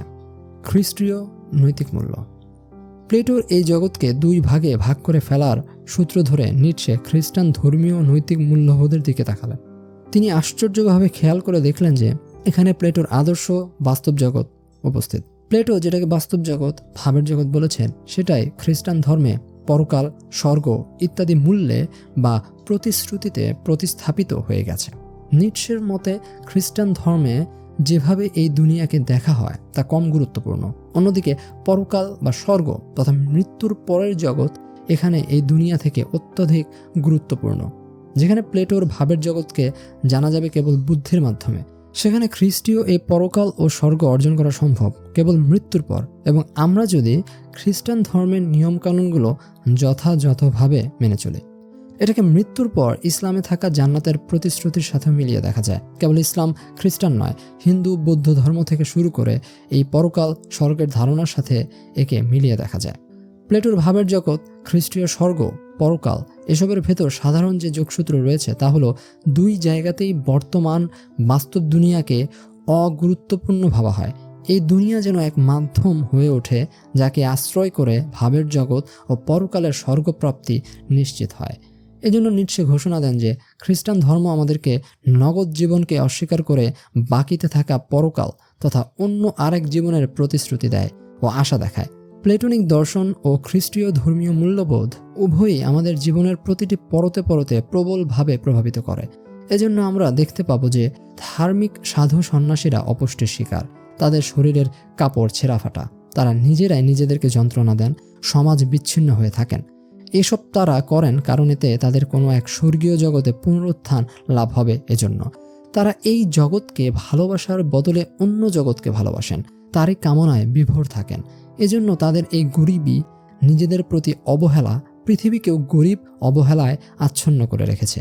নিটশে এ কারণেই বলেন, তাদের এই দর্শন ও ধর্মীয় মূল্যবোধ জীবনকে প্রাচুর্যতায় ও ভালোবাসায় সিক্ত করে না, বরং এটা জীবনকে অস্বীকার করে একে চরম অপমানিত করে। এর ফলে দেখা যায় যে আমরা এমন এক দুনিয়ায় বসবাস করি যেখানে আনন্দ করতে গেলেও ঝামেলা পোহাতে হয়। আমরা আনন্দিত হতে পারি না, সবসময় এক দুঃখ ভারাক্রান্ত মুখ নিয়ে আমাদের থাকতে হয়। আমরা ভীত হয়ে জীবনযাপন করি। আমাদের বেশি আনন্দ করা যাবে না, সুখী হওয়া যাবে না, কারণ সুখী হলেই নেমে আসবে গজব, যার নাম দুঃখ। আনন্দিত হলে ঈশ্বর আমাদের উপর নারাজ হয়ে যাবেন। এ কারণে আমরা ঈশ্বরকে যতটা না ভালোবাসি তার চেয়ে বেশি ভয় করি, কেননা তার অনুকম্পা ছাড়া তো আমরা স্বর্গ লাভ করতে পারবো না। এ কারণে যিশু কখনো হাসেননি, কারণ তিনি আনন্দ নয়, তিনি তার অনুসারীদের জন্য বহন করেছেন দুঃখের ক্রুশ কাষ্ঠ। অপরদিকে নিটশের জরথুস্ত্র একেবারে বিপরীত। তিনি মানুষকে আনন্দিত হতে বলেন, তিনি ঈশ্বরকে ভয় নয় ভালোবাসতে বলেন। তিনি পরকাল স্বর্গ নয় বরং এই জীবনকে ভালোবাসা ও আনন্দের রঙে রাঙিয়ে তুলতে বলেন। কথিত আছে যে জরথুস্ত্রের যখন জন্ম হয় তখন তিনি হেসেছিলেন। এই পৃথিবীর সকল শিশু কাঁদে আর জরথুস্ত্র জন্মানোর পর হাসেন। এই হাসির মাধ্যমে নিটশের জরথুস্ত্র পৃথিবীকে আনন্দে ভরিয়ে তুলতে চায়। এজন্য তিনি পাহাড় থেকে মানুষদের উদ্দেশ্যে নেমে আসেন। নিটশে জরথুস্ত্রের পাশাপাশি লালনও একই কথা বলেন, শুনি মরিলে পাবো বেহেস্ত খানা, তা শুনে তো মন মানে না, বাকির লোভে নগদ পাওনা কে ছাড়ে এই ভুবনে। লালনও বাকির লোভ করে নগদ জীবনকে নষ্ট করতে চান না। তিনি এই জীবনের প্রশান্তি সৌন্দর্যের কথা বলেন, তিনি এই জীবনকে রাঙিয়ে তুলতে বলেন। আমরা এই জীবনের প্রতি এতটাই অনীহাতে ডুবে গেছি যে আমরা অন্য জগতের কল্পকাহিনী কুসংস্কারে আচ্ছন্ন হয়ে পড়েছি। নিটশে এই কারণে সকল ধর্মে থাকা পাদ্রী, পুরোহিত, মোল্লা, রাবাইদের প্রিচার্স অফ ডেথ তথা মৃত্যুর বাণী প্রচারক হিসেবে ঘোষণা করেছেন। কেননা তারা যেভাবে আমাদের কাছে ধর্মের বাণীগুলোকে তুলে ধরেছেন তা মোটেই জীবনধর্মী নয়, বরং এটা জীবন বিমুখী। অথচ যাদের হাত ধরে ধর্ম প্রতিষ্ঠিত হয়েছিল তারা মোটেই এমনটা কামনা করেননি। ধর্মের মাঝখানে এই অধার্মিক লোকদের আগমনই জীবনকে আজ বিপর্যয়ের মুখে ঠেলে দিচ্ছে। এখন একটা প্রশ্ন চলে আসে, নিটশে যদি ধর্মের সাথে যে ট্র্যাজেডি ঘটেছে তার কথাই উল্লেখ করেন, তাহলে তিনি ধর্মের মূল কেন্দ্রবিন্দু ঈশ্বরকেই কেন মেরে ফেললেন? এর জবাব খুঁজে পেতে হলে আমাদেরকে তাকাতে হবে 1800 শতকের জার্মান দার্শনিক ইমানুয়েল কান্টের দিকে। নিটশের কাজকর্মকে বুঝতে হলে তার দর্শন বোঝাটা জরুরি। ধরা ছোঁয়ার বাইরে থাকা জগৎ। দার্শনিক কান্ট জ্ঞানের সীমার ব্যাপারে আগ্রহী ছিলেন। তিনি তার ক্রিটিক অফ পিওর রিজন বইতে সিদ্ধান্ত টানেন যে আমাদের পক্ষে জগৎকে as it is in itself, অর্থাৎ তার মতো করে জানা সম্ভব না। প্লেটো যেভাবে বুদ্ধির সাহায্যে জানা যাবে বলে মনে করেন, কান্ট সেটাকে নাকচ করে দেন। পাশাপাশি মৃত্যুর পর যে পরকালের প্রতিশ্রুতি দেওয়া হয় তার মাধ্যমে জগৎকে জানা সম্ভব না। এভাবে কান্টের দর্শন অজ্ঞেয়বাদে পরিণত হয়। আমরা মনে করি যে জগৎ আছে, কিন্তু এটা আমাদের ধরাছোঁয়ার বাইরে। এখন কান্ট এই সিদ্ধান্তে কিভাবে আসলেন সেটার জন্য তিনি অনেক জটিল যৌক্তিক বিচার বিশ্লেষণের সিঁড়ি ভেঙে ভেঙে তা তার ক্রিটিক অফ পিওর রিজন বইতে ব্যক্ত করেছেন। আমি যখন কান্টের দর্শন নিয়ে এই কোর্সে বিস্তারিত আলোচনা করব তখন এই প্রক্রিয়াগুলো ব্যাখ্যা করব। আপাতত নিটশেতে ফিরে আসা যাক। নিটশে যখন কান্টের দর্শন সম্পর্কে ধারণা নিলেন তখন তার কাছে মনে হলো যে যদি প্রকৃত বাস্তব জগৎ সম্পর্কে বৌদ্ধিক কিংবা নীতিগতভাবে নাই জানা যায়, সেখানে যদি পৌঁছানোই না যায়, হোক সেটা এই জগৎ কিংবা পরের জগৎ, তাহলে এটা একটা অপ্রয়োজনীয় অনাবশ্যক একটা আইডিয়া হয়ে দাঁড়ায়। ফলে এটা এমন একটা ধারণা যেটাকে আমাদের অতিক্রম করতে হবে। ঈশ্বর যদি মারাই যায় তাহলে নিশ্চয়ই হবেন সেই ব্যক্তি যিনি সেই লাশের উপরে হোঁচট খাবেন। অতঃপর তিনি চোখ মিলে দেখতে পাবেন যে খুনটা আসলে তিনি করেননি, তার বহু আগেই কান্ট পিস্তল দিয়ে ঈশ্বরকে খুন করেছেন। তারপর রিভলভার থেকে তার ফিঙ্গারপ্রিন্ট মুছে নিটশের মাথায় বাড়ি মেরে তাকে অজ্ঞান করেছেন। এরপর নিটশের ফিঙ্গারপ্রিন্ট পিস্তলে বসিয়ে দিয়ে পালিয়ে গেছেন। অতঃপর নিটশের জ্ঞান ফিরলে তিনি দেখবেন তার হাতে পিস্তল এবং তার সামনে ঈশ্বরের লাশ, এবং তিনি চিৎকার মেরে বলবেন, ঈশ্বর মারা গেছে, আমরাই তাকে খুন করেছি। দীর্ঘ সময় ধরে করে আসা দার্শনিক ভুল। একবার যখন আমরা এই রিয়েল ওয়ার্ল্ড তথা প্রকৃত জগতের ধারণা থেকে বেরিয়ে আসতে পারবো, ঠিক তার সাথে সাথে প্রকৃত জগৎ ও দৃশ্যমান ছায়া জগৎ ভেঙে পড়তে আরম্ভ করবে। এভাবে প্রকৃত জগৎ অবশেষে একটা মিথ বা কাল্পনিকতায় পরিণত হবে। আধুনিকতার উত্থানে এটি তার পূর্বের বাস্তবতা হারিয়ে ফেলবে। নিটশে বলেন যে আমরা আসল জগৎকে ধ্বংস করে ফেলেছি, তাহলে আর কোন জগৎ পড়ে থাকে? হয়তো এই দৃশ্যমান জগৎ, কিন্তু না, আসল তথা বাস্তব জগৎ ধ্বংসের পাশাপাশি আমরা এই ইন্দ্রিয় সর্বস্ব দৃশ্যমান জগৎও ধ্বংস করে ফেলেছি। এবার নিটশে স্পষ্টভাবে দেখতে পেলেন যে এই দীর্ঘ দার্শনিক ভুলের পদযাত্রার শেষ খুঁটিকে। এতদিন যাবৎ দর্শন দৃশ্যমান জগৎ ও বাইরে থাকা অন্য আসল জগতের মাঝে পার্থক্য করে কেবল টানা হেঁচড়া চালিয়েছে। এভাবে দুই জগৎ নিয়ে অনবরত সংঘর্ষ চলে আসছিল দর্শন ও দার্শনিকদের মাঝে। এই সংঘর্ষ ও পার্থক্যের সমাপ্তিকে নিটশে বলেন মানব জাতির সর্বোচ্চ চূড়া। এই চূড়াতে এসেই জরথুস্ত্রের যাত্রা আরম্ভ হয়, অর্থাৎ সবকিছু শেষ যেখানে হয়ে গিয়েছে সেখান থেকেই নিটশের জরথুস্ত্রের পদযাত্রা আরম্ভ হয়। এটাই হলো নিটশের সেই মুহূর্ত যখন আমরা বুঝতে পারি যে জগৎ আসলে দুইটা নয়, জগৎ মূলত একটাই। আমরা তখন পরজগতের ভরসায় আরোপিত করা সকল মূল্যকে পুনর্বিবেচনা ও সংস্কার করতে বাধ্য হই। আমরা তখন মানুষ বলতে আসলে কি বোঝায় এটাকে পর্যন্ত পুনর্বিবেচনা করতে বাধ্য হই এই চূড়ান্ত পয়েন্টে এসে। যখন আমরা এই দার্শনিক ভ্রান্তিকে দেখতে সমর্থ হই তখন আমাদের আজন্ম লালিত মানুষ সম্পর্কিত পুরনো ধারণাকে আমরা অতিক্রম করতে উদ্যত হই। সুপারম্যান হলো নিটশের সেই দূরদর্শী চিন্তা যা সকল ইতিবাচকতাকে ধারণ করে, জীবনকে সে পজিটিভভাবে গ্রহণ করে, আর ইতিবাচকতা ও জীবনের প্রতি শ্রদ্ধা এতটাই বিশাল হয়ে ওঠে যে এতে সকল নেতিবাচকতাও সমাহিত হয়ে যায়। এই জন্য নিটশে বলেন, যথার্থই মানুষ একটি কলুষিত স্রোত, অতএব হতে হবে মহাসমুদ্র। যে সমুদ্র ধরবে কলুষিত নদীকে কিন্তু নিজে হবে না কলুষিত। শোনো, আমি প্রচার করছি মহামানবের আবির্ভাব। তিনি সেই সমুদ্র যে সমুদ্রে লীন হয়ে যাবে সমস্ত কলুষ, সমস্ত পাপ। সুপারম্যান এমন এক শক্তি যা কোনো পরজগতের অর্থের পরোয়া করে না। সে এই জমিনের, সেই পৃথিবীর। নিটশের প্রভাব ও নাৎসি বাহিনী। নিটশের লেখাপত্র তার জীবদ্দশায় তেমন পাঠক জনপ্রিয়তা পায়নি। এ কারণে তাকে তার দাস স্পেক জরথুস্ত্রা বইটির শেষ পার্টের জন্য নিজের পকেটের টাকা গুনতে হয়েছিল। কিন্তু তার মৃত্যুর 30 বছর পর নিটশের সুপারম্যানের আইডিয়া হিটলারকে প্রভাবিত করে, কিন্তু হিটলার সেটিকে তার নাৎসিজম এর পরিকল্পনা ও রাজনৈতিক স্বার্থের উদ্দেশ্যে ব্যবহার করেন। নিটশের সুপারম্যানের আইডিয়া এবং বিশেষ করে ইহুদি ও খ্রিস্ট ধর্মের মোরালিটিকে উৎখাত করার বিষয়টি হিটলারকে তার স্বার্থ চরিতার্থ করার বিষয়ে সার্টিফিকেট প্রদান করে। কিন্তু নিটশে মোরালিটি উৎখাতের কথা বলতে গিয়ে যে অস্তিত্বগত শূন্যতা ও একে পুনর্মূল্যায়ন করে যে নবজাগরণ ও নয়া জীবনমুখী অর্থের দিকে ইঙ্গিত দিতে চেয়েছিলেন, হিটলার তা বুঝে উঠতে পারেননি। যেখানে নিটশে তার দর্শনের মাধ্যমে এক জীবনমুখী বৈচিত্র্যময় পেগান ইউরোপীয় মূল্যের স্ফুরণ ঘটাতে চেয়েছিলেন, সেখানে হিটলার তার লেখালেখিকে পুঁজি করে বড় পরিসরে সহিংসতার জন্ম দিয়ে ফেলেছিলেন। নিটশে নিজেও হয়তো তার দর্শনের এইরূপ ব্যবহার দেখে ভয় পেতেন। জাতীয়তাবাদ, দেশপ্রেম এবং সাম্রাজ্যবাদের সীমানা বৃদ্ধির যুগে বসে নিটশের এই লেখা অতি অবশ্যই বাধার সম্মুখে পড়বেই। দাস স্পেক জরথুস্ত্রা বইয়ের এক জায়গায় তিনি উল্লেখ করেন যে জাতীয়তাবাদ হলো বিচ্ছিন্নতা ও ব্যর্থতার একটি রূপ।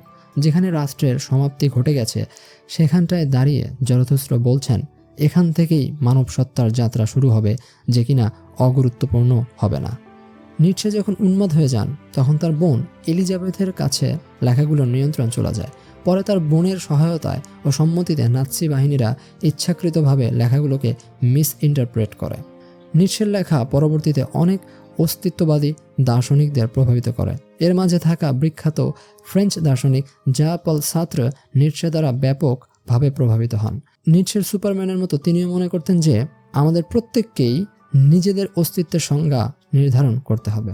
নিটশের পাশ্চাত্য দর্শনের উপর এমন তীব্র হাতুড়ি চালানোর ফলে তার বিষয়ে সমালোচনা পরবর্তীকালের দার্শনিকদের ব্যাপকভাবে আলোড়িত করে। এটি কেবল দর্শনে নয়, বরং পুরো ইউরোপীয় সংস্কৃতিতে প্রভাব ফেলে, যা এখনও প্রবহমান। নিটশিয়ান লাস্ট ম্যান। জার্মান দার্শনিক নিটশের দাস স্পেক জরথুস্ত্রা বইয়ে বর্ণিত দ্য লাস্ট ম্যান হল সামাজিক একটি অবস্থা। আধুনিক জ্ঞান বিজ্ঞানের উন্নতিতে যখন সভ্যতা এগিয়ে যেতে লাগলো, তখন ধীরে ধীরে খ্রিস্ট ধর্মের প্রভাব কমে যেতে লাগলো। এতদিন ধরে মানুষের লালিত পালিত ধর্মীয় বিশ্বাসের জোর ধীরে ধীরে কমে যেতে লাগলো। সভ্যতা আধুনিক উত্তর আধুনিক সময়ে প্রবেশ করতে লাগলো। সেখানে কেউ আর ঈশ্বরকে গোনে না। নিটশে তার সেই সময়ে এই অবস্থা আঁচ করতে পেরেছিলেন। এই জন্য তিনি জরথুস্ত্রকে দিয়ে বলিয়েছিলেন, When Zarathustra was alone, however, he said to his heart, could it be possible? This old saint in the forest hath not yet heard of it, that God is dead. অর্থাৎ যখন জরথুস্ত্র হলেন একা, হৃদয়ের গহীনে তিনি বলে উঠলেন এই কথা, এও কি সম্ভব? বনের এই বৃদ্ধ সন্ন্যাসী এখনও শুনতে পায়নি যে ঈশ্বর মারা গেছে। নিটশের এই উক্তিটি বহুল জনপ্রিয়, কিন্তু এই কথা বলে তিনি ঈশ্বরকে মেরে ফেলেননি। তার এই কথার গহীনে রয়েছে মানব সভ্যতা, মানুষের মনোজাগতিক ভয়াবহ বাস্তবতা। এতদিন ধরে যে ঈশ্বর মানব সভ্যতার অস্তিত্বের শূন্যতাকে একটা অর্থ দিয়েছিল, আধুনিক জ্ঞান বিজ্ঞান, প্রযুক্তি ও বস্তুগত উন্নতির উৎকর্ষতায় তা ভেঙে চলে যাচ্ছে। এতে করে মানব সভ্যতার উন্নতি হয়েছে বটে, কিন্তু মানুষ পড়ে গেছে নিহিলিজম তথা শূন্যতার এক অতল গহ্বরে। যে ধর্মীয় নীতি মানুষকে একটা প্রবোধ দিতে সক্ষম হয়েছিল, তা আধুনিকতায় পর্যবসিত হয়ে শূন্যতায় ডুবে যাচ্ছে। মানুষ এখন কি করবে? সে এই অর্থহীনতার হাত থেকে রক্ষা পাবে কি করে? মানুষের অবস্থা টালমাটাল হয়ে উঠেছে, সে এটা থেকে মুক্তি পাবে কি করে? আর এই পয়েন্টে এসে নিটশে একটি সম্ভাবনার কথা ও একটি আশাবাদের কথা ব্যক্ত করেছেন। প্রথমে সম্ভাবনার বিষয়টি বলা যাক। যেহেতু ধর্ম আধুনিক যুগের সাথে তাল মিলিয়ে তাকে নতুন দিশা দেখাতে পারেনি, আর মানুষের সামনে নিহিলিজমের এক অন্ধকার, সেহেতু মানুষ এটা থেকে অবশ্যই বাঁচতে চাইবে।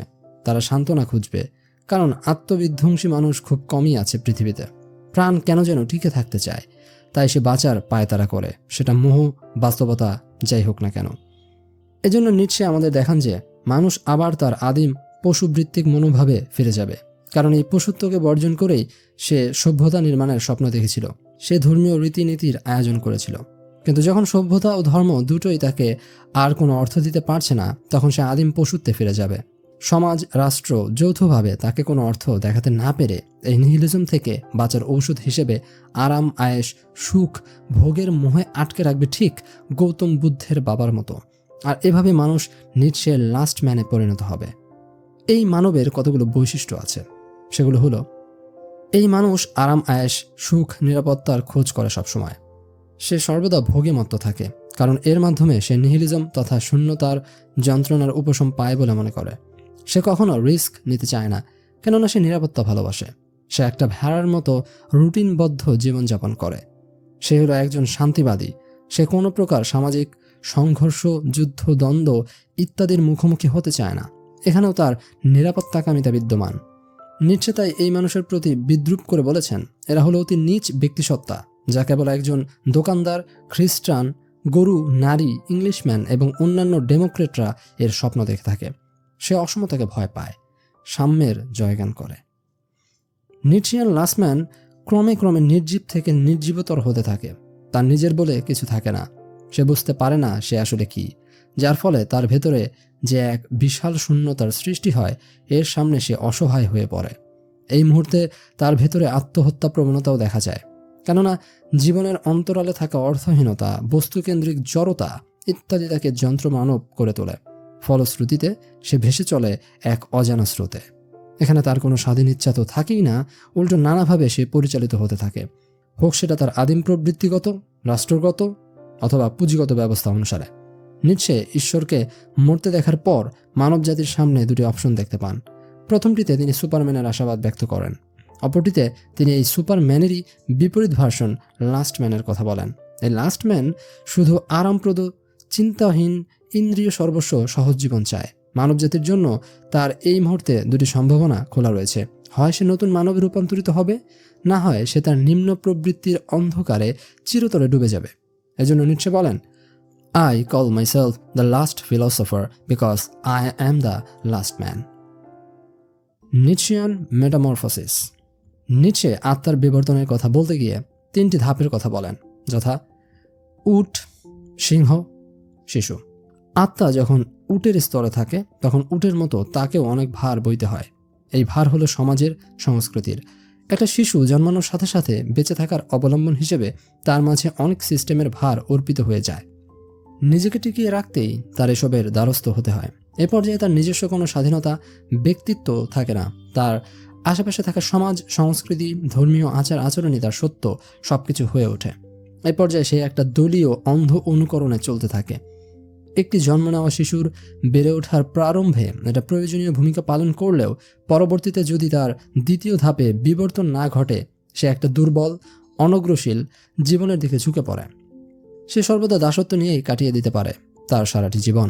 তাই বিবর্তনের এক পর্যায়ে ভারবাহী উট সিংহে পরিণত হয়, আর এই সিংহ দশাতেই সে লাভ করে স্বাধীনতা। প্রথমবারের মতো তার ভেতরে নিজের প্রতি আত্মসচেতনতা জাগ্রত হয়। এই স্বাধীনতা তাকে সমাজ, দল থেকে বিচ্ছিন্নও করে দেয়। ব্যক্তি জীবন হয়ে পড়ে একা, সংগ্রাম সংকুল। কিন্তু এই সংগ্রাম করতে করতে সে লাভ করে অপরিসীম শক্তি, আর এই শক্তি গড়ে তোলে বলিষ্ঠ অহংকারকে।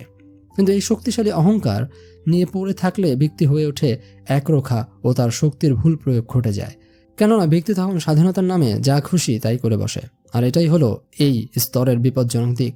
কিন্তু এই স্তরে বিপদ দেখে উটের স্তরে ফিরে যাওয়াটা মোটেও বুদ্ধিমানের কাজ নয়, কারণ সিংহের স্তর বিপদ থাকা সত্ত্বেও প্রয়োজনীয়। কেননা এটাই গড়ে তোলে শক্তিমান ব্যক্তিত্বকে, যার কোনো ভয় ডর নেই।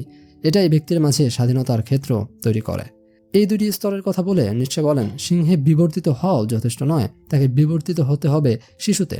কিন্তু সিংহের শক্তিমত্তার কাছে শিশুর শক্তি তো নগণ্য, তাহলে শিশু দিয়ে কি এমন হাসিল হবে? নিশ্চে বলেন, কিন্তু রাত্রিগণ, আমাকে বলো, সিংহ যে কাজ করতে অক্ষম, সেটা কি করে সম্ভব হবে একজন শিশুর হাতে? কেন এই বিধ্বংসী সিংহকে হতে হবে এক কোমল প্রাণ শিশু? এই শিশু হচ্ছে বিমল সৌন্দর্য এবং প্রশান্ত বিস্মৃতিলীন। শিশু এক নতুন প্রারম্ভ। শিশু একটি খেলা, শত চলন্ত জীবনের চাকা, একটি আদি আবর্তন, এক পবিত্রতম হ্যাঁ শব্দ, স্বস্বীকৃতি। আত্মা যখন উটের স্তরে ছিল তখন তার হ্যাঁ কিংবা না বলার কোনো স্বাধীন ইচ্ছা ছিল না। সে অন্ধভাবে যা পেয়েছে তাই বিশ্বাস করে অভ্যস্ত ছিল। এরপর সিংহের স্তরে আসলে সে উটের স্তরের সমস্ত মূল্যকে অস্বীকার করে না জিনিসটি প্রতিষ্ঠিত করে। এরপর যখন সে শিশুর স্তরে আসে তখন এক বিশাল হ্যাঁয়ের স্বীকৃতির মাধ্যমে সে সমস্ত নায়ের মূল্যকে তার মাঝে বিলীন করে দেয় এক অভূতপূর্ব সৌন্দর্যতায়। বিষয়টি হলো ডায়ালেকটিসের মতো। উট এখানে থিসিস, সিংহ হলো অ্যান্টিথিসিস ও শিশু হলো সিনথেসিস। গতানুগতিক প্রথাকে ভাঙতে তীব্রভাবে না করার ক্ষমতা থাকতে হয়। যে তীব্রভাবে না করতে পারে না তার কাছে হ্যাঁ নামক মহাশক্তি তথা এর মূল্য সৃষ্টি করা সম্ভব না। তাই একমাত্র শক্তিশালী সিংহের পক্ষেই শিশুসুলভ সৌন্দর্যময় প্রাণশক্তিতে ভরপুর মূল্যবোধ গড়ে তোলার সম্ভাবনা রয়েছে। যিশু ঠিক তাই বলেন, He called a little child and had him stand among them, and he said, I tell you the truth, unless you change and become like little children, you will never enter the kingdom of heaven. তিনি একটি ছোট শিশুকে ডাকলেন এবং তাদের মাঝে তাকে দাঁড় করালেন। অতঃপর তিনি বললেন, আমি তোমাকে সত্য বলছি, যদি না তুমি পরিবর্তন হও এবং ছোট শিশুটিতে পরিণত না হতে পারো তাহলে তুমি কখনো স্বর্গীয় রাজ্যে প্রবেশ করতে পারবে না। এই শিশুর মূল্যবোধ উটের স্তরেও ছিল বলে মনে হতে পারে, কিন্তু নিটশের মতে সেটা অন্ধ অনুকরণ মাত্র, ওটাতে প্রাণ নেই। তাই সিংহের স্তর পার হয়ে শিশু যখন আবার তার শিশু স্তরে ফিরে আসে তখন তার নতুন জন্ম লাভ ঘটে। একমাত্র তখনই সে এই জটিল দুনিয়ায় শিশুর মতো সরল হৃদয়ে খেলতে পারে ও সবাইকে ভালোবাসতে পারে। এটাই নিটশের জরথুস্ত্র আমাদেরকে বলেন। উইল টু পাওয়ার, ক্ষমতা অর্জনের ইচ্ছা। উইল টু পাওয়ার হলো নিটশের দর্শনের অত্যন্ত গুরুত্বপূর্ণ একটি ধারণা। ক্ষমতার প্রতি এই যে ইচ্ছা, এটা অযৌক্তিক একটি প্রবণতা এবং এটি সকল ব্যক্তির মাঝেই আছে। এই ইচ্ছাকে চাইলে রূপান্তর করা সম্ভব। নিটশে তার সারাটি জীবন ধরে এই ধারণা নিয়ে ভেবেছেন এবং একে মনোজাগতিক, জৈবিক ও দৈহিক অধিবিদ্যক ক্ষেত্রের দৃষ্টিকোণ থেকে ব্যাখ্যা করার চেষ্টা করেছেন। এ কারণে নিটশের এই ধারণার অনেক ভুল ব্যাখ্যাও তৈরি হয়েছে। নিটশের কাছে এই ধারণার সূত্রপাত ঘটে যখন তিনি আর্থার শোপেনহাওয়ারের world as will and representation বইটি পড়ে রীতিমতো তার শিষ্যে পরিণত হন। তখন থেকে শোপেনহাওয়ার জীবনের ব্যাপারে নৈরাশ্যবাদী ধারণা পোষণ করতেন। তার এই গ্রন্থে থাকা উইল ধারণার মূল বক্তব্য ছিল একটি অন্ধ অযৌক্তিক প্রবণতা ক্রমাগত সংগ্রাম করে যাচ্ছে, আর এই যে প্রবণতা ও শক্তি, এটাই এই গতিশীল জগতের সারবত্তা। এই মহাবিশ্বিক ইচ্ছায় নিজেকে জৈবিক তাড়না, বেঁচে থাকার তাড়না ইত্যাদি থেকে অনবরত নিজের প্রকাশ ঘটিয়ে চলছে। এদিক থেকে বিচার করলে বিজ্ঞানী চার্লস ডারউইনের ধারণার আজ শোপেনহাওয়ারের ধারণার মাঝে পাওয়া যাবে। শোপেনহাওয়ারের মতে এই যে অন্ধ তাড়না, এটাই দুঃখের কারণ এই তাড়না কখনোই পরিতৃপ্ত হয় না। এক জায়গায় তিনি এ নিয়ে বলতে গিয়ে বলেন, যদি আমি খাবার অথবা যৌনতার ইচ্ছা করি কিন্তু তা পেতে ব্যর্থ হই, তাহলে আমি ক্ষুধা অথবা যৌন হতাশার যন্ত্রণায় জর্জরিত হই। অন্যদিকে যদি আমার এই ইচ্ছা পূর্ণ হয় তাহলে অতি শীঘ্রই আমি এর চেয়ে খারাপ যন্ত্রণার শিকার হই, যার নাম বোরডম বা একঘেয়েমিতা, বিষণ্ণতা। যন্ত্রণা কমানোর জন্য তাই একে শান্ত করা দরকার, আর এর জন্য প্রয়োজনীয় একটি মাধ্যম হলো শিল্প। নিটশে তার প্রথম গ্রন্থ দ্য বার্থ অফ ট্র্যাজেডিতে এই তাড়নাকে ডায়োনাইসিয়ান ইম্পালস বলে ব্যক্ত করেছেন, আর এটাকে তিনি গ্রিক ট্র্যাজেডির উৎস বলে মনে করেন। শোপেনহাওয়ারের ইচ্ছা তথা উইলের ধারণার মতো এটা একটি অযৌক্তিক প্রবণতা যা খুব অন্ধকার তলকঠুরি থেকে ছলকে ওঠে এবং এর বহিঃপ্রকাশ ঘটে বিভিন্ন জিনিসের প্রতি আসক্তি ও বর্বরতার মাধ্যমে। উইল সম্পর্কে নিটশের এই চিন্তাধারা ছিল প্রাথমিক অবস্থা। এরপরে তিনি এটাকে সুন্দর একটি দিকে মোড় নেওয়ার কথা ব্যক্ত করেন। তার মতে এই উইল একটি অন্ধ অসচেতন তাড়না হলেও একে যদি রূপান্তর করা যায় ও এর লাগাম নিজ হাতে নিয়ে নেওয়া যায় তাহলে অনেক চমৎকার ব্যাপার সৃষ্টি করা সম্ভব। নিটশে তার হিউম্যান অল টু হিউম্যান বইতে মনোজাগতিক ব্যাপার নিয়ে বেশ গুরুত্ব সহকারে আলোচনা করেছেন। এখানে তিনি সেভাবে উইল টু পাওয়ার নিয়ে আলোচনা করেননি, কিন্তু মাঝে মাঝে তিনি মানব আচরণের দিক ব্যাখ্যা করতে গিয়ে বলেন যে মানুষের মাঝে অন্যের ও পরিবেশের ওপর প্রভুত্ব ও আধিপত্য বিস্তারের প্রবণতা রয়েছে। তার রচিত দ্য গে সায়েন্স ও দাস স্পেক জরথুস্ট্রা বইতে তিনি উইল টু পাওয়ারের ব্যাপারে বলেন। নিটশের উইল টু পাওয়ারের ধারণা বেশ বিস্তৃত। এই জগতের সব কিছুর মাঝে থাকালে এর নমুনা দেখতে পাওয়া যায়। যেখানে প্রাণের আনাগোনা আছে সেখানেই দেখা যাবে এই শক্তির বহিঃপ্রকাশ ও সংগ্রাম। এখন এই শক্তি এতটাই বৈচিত্র্যময় যে এর নানা রকম প্রকাশ ঘটতে পারে। এই একই শক্তিগত তাড়না অন্যের ওপর আধিপত্য কায়েমে কাজ করে, আবার এই একই শক্তি দিয়ে ব্যক্তি তার নিজেকে অতিক্রমণ করে সুপারম্যানে পরিণত হতে পারে। এই উইল টু পাওয়ার কেবল ক্ষমতা নিয়ে দুর্বলের ওপর ধ্বংসযজ্ঞ চালানো নয়, বরং এটার আরও নানা সৃজনশীল প্রকাশ রয়েছে। এই শক্তিকে সচেতনভাবে প্রয়োগ করতে পারলে যা অন্ধভাবে পরিচালিত হতো তা আলোক নিয়ে প্রকাশমান হয়ে উঠবে। নিটশে তার এই ধারণার মাধ্যমে বাস্তবে এই শক্তির প্রকাশ যেভাবে ঘটে থাকে সেটা যেমন যথাসম্ভব নিরপেক্ষভাবে ব্যক্ত করে গেছেন, ঠিক তেমনি এই ইচ্ছাশক্তির সৃজনশীল সম্ভাবনা ও সুপারম্যান হয়ে ওঠার আশাও দেখিয়েছেন। নিটশে এই উইলের মাধ্যমে যে অন্ধ ধারণার কথা বলেছেন এবং অপেক্ষাকৃত দুর্বল ও গড়পরতার মানুষকে সমালোচনা করে ক্ষমতা ও ক্ষমতাশালীদের যে একটা জয়গান তিনি গেয়েছেন, এটা বরাবরই ভুল বুঝে অনেকে ব্যবহার করেছেন। প্রকৃতপক্ষে নিটশে যেটা বোঝাতে চেয়েছেন সেটা হলো গড়পরতার চিন্তা, গরিবী, শক্তিহীনতা এগুলোকে উদযাপন করার কিছু নেই, কেননা সৃষ্টির পেছনে রয়েছে এক বিশ্বব্যাপী ইচ্ছা। এই ইচ্ছা শক্তির বিস্ফোরণে বিশ্বাস রাখে, তাই আমাদের শক্তিশালী হতে হবে এবং এই শক্তির অন্ধত্ব পরিহার করতে হবে। তবেই এই ইচ্ছা শক্তিকে রূপান্তর ঘটিয়ে নতুন মানবের জন্ম দেওয়া সম্ভব হবে। আমাদের হিটলার হওয়া যাবে না, আমাদের শক্তি ধারণ করার মাধ্যমে আত্মজাগরণ ঘটাতে হবে। মাস্টার অ্যান্ড স্লেভ মোরালিটি, মালিক ও দাসের নৈতিকতা। আমরা কেন বলি অন্যকে সাহায্য করা ভালো? আমরা কেন ধরে নিই যে অহংকার সুলভ আচরণ খারাপ? অহংকার সুলভ আচরণ কি আমাদের জন্য ভালো নয়? এই ধরনের কিছু প্রশ্ন নিটশে তার on the genealogy of morality বইয়ে দেওয়ার চেষ্টা করেছেন। নিটশে তার সময় থাকা ভালো খারাপ নীতিনৈতিকতা বিষয়ক উত্তরের ব্যাপারগুলো পর্যালোচনা করে সেগুলোর সব কিছুকে প্রত্যাখ্যান করে নতুন করে চিন্তাভাবনা করেন। তিনি খোঁজার চেষ্টা করেন যে এই ভালো খারাপ এবং পাপের ধারণার উৎপত্তি হলো কোথা থেকে আসলে। এই প্রশ্নের উত্তর খুঁজতে গিয়ে নিটশে ভয়াবহ সব বিষয়ের সম্মুখীন হলেন যা আমাদের জীবনের সাথে ঘনিষ্ঠভাবে জড়িত। নিটশে এই বিষয়ে তার ধারণা বোঝাবার জন্য দুই ধরনের মোরালিটির গল্প আমাদেরকে বলেন। নিটশে বলেন যে প্রাচীন সমাজে দুই শ্রেণীর মানুষ ছিল, একটি হলো প্রভু ও অন্যটি হলো দাস। প্রভুরা ছিল শক্তিশালী, সৃজনশীল, ধনী এবং ক্ষমতাশালী। তারা যা মন চায় তাই করতে পারত। তারা নিজেদেরকে ভালোবাসত ও ভালো হিসেবেই নিজেদেরকে ভাবত। তারা তাদের বিপরীত ধর্মী লোকদেরকে দুর্বল ও খারাপ ভাবত। এখন খারাপ ব্যক্তি মানে ব্যক্তি যেমন তেমন, তারা নিজেদের ইচ্ছায় এমনটি হয়ে ওঠেনি। তাদেরকে এক অর্থে বলা যায় হারু পার্টি। দাসদের অবস্থা একেবারেই করুণ।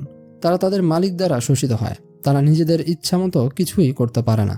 তারা দুর্বল, গরিব ও প্রতিহিংসাপরায়ণ।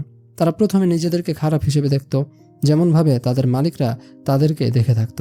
কিন্তু নিটশে বলেন যে কিছুদিন বাদে দাসদের টনক নড়ে উঠল, তারা বিদ্রোহ করে বসল। তবে এটা কোনো সশস্ত্র শারীরিক সংগ্রাম বা বিদ্রোহ নয়, কেননা দাসরা এমনিতেই দুর্বল হয়। তাদের পক্ষে শক্তিশালী মালিকদের গুড়িয়ে ফেলার মতো শক্তি নেই। তাই তারা সরাসরি সংঘর্ষ বাদ দিয়ে নৈতিকভাবে প্রতিশোধ নেবার জন্য ফোন দিয়ে ফেলে। এই বিদ্রোহে তারা সিদ্ধান্ত নেয় যে তারা তাদের যন্ত্রণা সব মেনে নেবে, সয়ে নেবে, কিন্তু এর বিপরীতে তারা হবে নৈতিক দিক দিয়ে ভালো এবং তারাই সেই নৈতিকতার মানদণ্ড স্থাপন করবে। এই মোতাবেক দাসরা গরিব, দুর্বল ও যারা তাদের যন্ত্রণা দূর করতে অপারগ তাদের প্রশংসা করতে আরম্ভ করে দেয়। অপরদিকে প্রভু তথা মালিকরা যেহেতু ক্ষমতাশালী, শক্তিশালী, তাদেরকে শয়তান, খারাপ হিসেবে চিহ্নিত করা হয়। এভাবে দাসরা নীতি নৈতিকতা নির্ধারণের মাধ্যমে নিজেদেরকে ভালো ও মালিকদের খারাপ বলে একটা কালেকটিভ মানদণ্ড তৈরি করে একটা মানসিক ও নৈতিক বিদ্রোহ প্রতিষ্ঠা করতে সমর্থ হয়। এভাবে দাসরা ঘুর পথে প্যাসিভলি মালিকদের প্রতি তাদের ক্ষমতার প্রদর্শন করে থাকে। এজন্য আপনারা বাংলা সিনেমায় আনোয়ারকে দেখবেন সততা নিয়ে গর্ব করতে। এদিকে তিনি তার সততার জন্য ঠিকমতো সংসারই চালাতে পারেন না। অপরদিকে ভিলেন আহমদ শরীফ টাকা পয়সা কামিয়ে লালের লালভাবে জীবনযাপন করেন। দেখলেন বাংলা সিনেমাতেও হিরো ও ভিলেনের বাইনারি রয়েছে। হিরো মানে সৎ চরিত্র বিশিষ্ট গরিব আবুল, অপরদিকে ভিলেন মানে কোটিপতি বাপের বকে যাওয়া বারে গিয়ে টিনার সাথে ফুর্তি করতে থাকা রকি দ্য ফস্টিনষ্টি বয়। সৎ আনোয়ার জীবনেও তার সততার জন্য কোনো দাম তো পায়ই না, উল্টো হার্ট অ্যাটাক কিংবা ভিলেনের গুলিতে বা চাকুর ঘায়ে মারা যায়। অপরদিকে ভিলেন হুমায়ুন ফরিদি ফুর্তি করে বেড়ায়। একটা কথা আপনারা প্রায় শুনে থাকবেন যে সৎ মানুষের কোনো ভাত নাই। বিষয়টা আসলে তাই, কারণ সৎ মানুষ গরিব, দুর্বল হয়। এখন এটা শুনে আপনার পিলে চমকে যাবে ও আপনি প্রশ্ন করতে পারেন যে তাহলে কি সৎ হব না? সারাদিন কি তবে ভিলেন ডিপজলের মতো সানডে মানডে ক্লোজ করে বেড়াবো? এখানে এসেই নিটশে আপনাকে গভীরভাবে ধাক্কা দিবে। আপনি সৎ কি অসৎ হবেন সেটা পরের বিষয়। আগে আপনার ভাবতে হবে আপনার এই সততার উৎস কোথায় আসলে। আপনার এই সততার উৎস যদি গরিবী, দুর্বলতা হয় তাহলে এই সততার কোনো দাম নাই, কারণ আপনি সুযোগের অভাবে সৎ। আপনি যেদিন সর্বহারা অবস্থা থেকে ক্ষমতার মসনদে বসবেন, তখনই আপনি ডিপজলের মতো সানডে মানডে ক্লোজ করে পপির সাথে বারে গিয়ে নাচতে চাইবেন। এই জন্য নিটশের মত অনুসারে দাসদের নৈতিকতা লাগে, কারণ এটা না ছাড়া তারা চলতে পারে না। দাসদের কাছে এটাই হলো একটু ক্ষমতার স্বাদ নেবার মনোজাগতিক শেষ আশ্রয়। অপরদিকে মালিকরা এমনিতেই ক্ষমতাশালী, তারা নীতিনৈতিকতার কোনো ধার ধারে না। উল্টো তারা কোনো কোনো ক্ষেত্রে দাসদের চোখ ফাঁকি দিয়ে নিজেই নীতিনৈতিকতা নির্ধারণ করে বসে থাকে এবং দাসদের ওপর চাপিয়ে দেয়। প্রকৃত অর্থে সততা যদি প্রবল শক্তি ইচ্ছার জায়গা থেকে আসে, তাহলে তার কোনো নীতিনৈতিকতাই লাগে না। এদিক দিয়ে নিটশের সুপারম্যান ও প্লেটোর দার্শনিক রাজার মিল আছে। দাসদের নীতিনৈতিকতা হলো আঙ্গুর ফল টকের মতো। যেহেতু তারা আঙ্গুর ফল খেতে পারেনি, তাই আঙ্গুর ফলকে বাজে বলে তারা সান্ত্বনা পাওয়ার চেষ্টা করে এবং অপরের মাঝে এই ধারণা ছড়িয়ে তারা নিজেদের দল ভারী করে একই সুরে ভ্যাঁ ভ্যাঁ করে গান গাইতে থাকে। নিটশে এ কারণে খ্রিস্টীয় যে ভ্যালু সিস্টেম তাতে আঘাত করেছেন, কারণ এটা গরিবীর জয়গান করে। নিটশের মতে গরিবী মেন্টালিটি একটা অসুখের মতো। এই মেন্টালিটি নিয়ে কোনো মহৎ কাজ করা সম্ভব না। যেখানে মাস্টার মোরালিটি স্বতন্ত্রতা, সাহস, গৌরব, প্রাচুর্য, দক্ষতা ও আত্মবোধকে প্রাধান্য দেয়, সেখানে স্লেভ মোরালিটি ভয়, গরিবী, দুর্বলতা, বিনয়, করুণা ইত্যাদির গুণগান করে। যিশু বলেন, the meek shall inherit the earth, অর্থাৎ নম্ররাই পৃথিবী দখল করবে। যিশুর এই বাণীকে নিটশে দুর্বলতার পক্ষে সাফাই গিয়েছেন বলে মনে করেন। যদিও যিশু এখানে নম্রতা শক্তিশালীভাবেই ব্যক্ত করেছেন, কেননা যিনি সর্বোচ্চ শক্তি ধারণ করেন তার পক্ষেই প্রকৃত অর্থে নম্র হওয়া সম্ভব, আর এমন মানুষ দ্বারাই পৃথিবী ভরে উঠবে বলে যিশু আশাবাদী ছিলেন। কিন্তু যিশুর অনুসারীরা এই নম্রতাকে গরিবী, দুর্বলতা, ভয়, দাসত্ব ইত্যাদি মোরাল ভ্যালুর চাদরে মুড়ে দেয়। আর নিটশে কেচি দিয়ে এই চাদরকে কেটে ফালা ফালা করে বলেন যে, তোমাদের এই গোলামি মেন্টালিটি দিয়ে দুনিয়ার কোনো উপকারী সাধন হবে না। তোমাদের প্রবল শক্তি ধারণ করতে হবে, তোমাদের ইচ্ছাকে করতে হবে ইস্পাতের মতো শক্তিশালী, তোমাদের হতে হবে আগে সিংহ, তারপর তোমরা হতে পারবে সেই নম্র শিশু। নিটশেকে এই জন্য দেখা যাবে গ্রিক হিরোদের গুণগান করতে, কেননা তারা ছিলেন সাহসী, শক্তিশালী এবং যা করার ইচ্ছা পোষণ করতেন তা বাস্তবে রূপায়িত করেই ছাড়তেন। এজন্য একটা প্রবাদে এমন বলা হয় যে, শক্তিশালীরা যা ইচ্ছা করে তারা তা করে, অপরদিকে দুর্বলদের যন্ত্রণা পোহাতে হয় যা তাদের ভবিতব্য। নিটশের এই ধারণা একটু কড়া লাগতে পারে, আর লাগবে নাই বা কেন। তিনি তো রীতিমতো হাতুড়ি দিয়ে দর্শন চর্চা করেছেন, অর্থাৎ তার কথায় সবার মনে যে আগুন জ্বলবে এটাই স্বাভাবিক। তিনি দাস ও মালিকের মোরালিটি বা নীতিনৈতিকতার কথা উল্লেখ করে মানুষদেরকে আঘাত করেননি, বরং মানুষের ভেতরে ঘিরে বসে থাকা মানসিক প্রবৃত্তিকে আঘাত ও প্রশ্নবিদ্ধ করেছেন। নিটশের বর্ণিত এই দুই ধরনের মানসিক প্রবৃত্তি প্রত্যেক ব্যক্তির মাঝে আছে। আমরা কোনো কোনো অবস্থায় মাস্টারের মতো ব্যবহার করি, আবার কোনো কোনো অবস্থায় স্লেভের মতো ব্যবহার করি। উদাহরণস্বরূপ, অফিসের বসের কাছে আমি স্লেভ হয়ে থাকি, আবার বাসায় গেলে আমি আবার মাস্টারের মতো ক্ষমতার ছড়ি ঘোরাই। এই আমি আবার অফিসের বসের বিরুদ্ধে তার নীতিনৈতিকতা, সততার অভাব আছে বলে আফসোস করি ও বিষোদগার করি। অথচ হাতি গর্তে পড়লে চামচিকাও লাথি মারে বলে একটা প্রবাদ জনপ্রিয় আছে। তাহলে বিষয় দাঁড়ালো এই যে, ফকিন্নিদের কেউ দেখতে পারে না, এমনকি ফকিন্নিরা তার চেয়ে নিচের ফকিন্নিদের দেখতে পারে না। তাই ফকিন্নিদের কাছে মোরালিটি হলো একটা ক্ষমতার টুলস মাত্র, যা দিয়ে তারা সমাজে তাদের ক্ষমতা প্রতিষ্ঠিত করে। এতে করে তারা বড় লোকের, ক্ষমতাশালীদের সিম্প্যাথি লাভ করে। ফকিন্নি ও দুর্বলেরা জানে যে তারা দুর্বল ও ফকিন্নি, তাই মোরালিটি স্থাপনের মাধ্যমে তারা সাইকোলজিক্যাল ক্ষমতা স্থাপন করলেও তারা যেহেতু সেভাবে ক্ষমতাশালী হয়ে উঠতে পারে না ও ক্ষমতাশালীদের উপরই নির্ভর করে, তাই ক্ষমতাশালীরা তাদের সিম্প্যাথি, করুণা এসব দেখালে এতে তাদের অন্তর জ্বলে পুড়ে যায় এবং তারা আবারও সাহায্যও নেয়, কেননা তারা দুর্বল। এতে করে তাদের ভেতর মানসিক দ্বন্দ্বের সৃষ্টি হয়। একদিকে মালিককে থ্যাংক ইউ বলতে হয় ও অন্যদিকে মালিকের প্রতি ঘৃণা, ঈর্ষার বারুদ জমতে থাকে। এই দুই টানাপোড়েনে সে মাঝে মাঝে মালিকের ক্ষতিও করে, আবার বাটে পড়ে ক্ষমাও চায়। দিন শেষে সে একটা প্যাথেটিক ক্যারেক্টারে পরিণত হয়ে যায়। এরকম অনেক নমুনা ফিওদর দস্তয়েভস্কির ব্রাদার কারামাজোভ উপন্যাসের চরিত্রগুলোর মধ্যেও রয়েছে। এভাবে ঘাত প্রতিঘাতের মধ্য দিয়ে মালিক ও দাস মেন্টালিটির লড়াই চলতে থাকে। নিটশের মাস্টার ও স্লেভ মোরালিটির বিষয়টি রাজনৈতিক ক্ষেত্র দিয়ে দেখলে এটা অভিজাততন্ত্র, ব্যক্তি স্বতন্ত্রতা, ডিকটেটরশিপ, অসাম্য ইত্যাদির পক্ষে চলে যায় বলে মনে হতে পারে।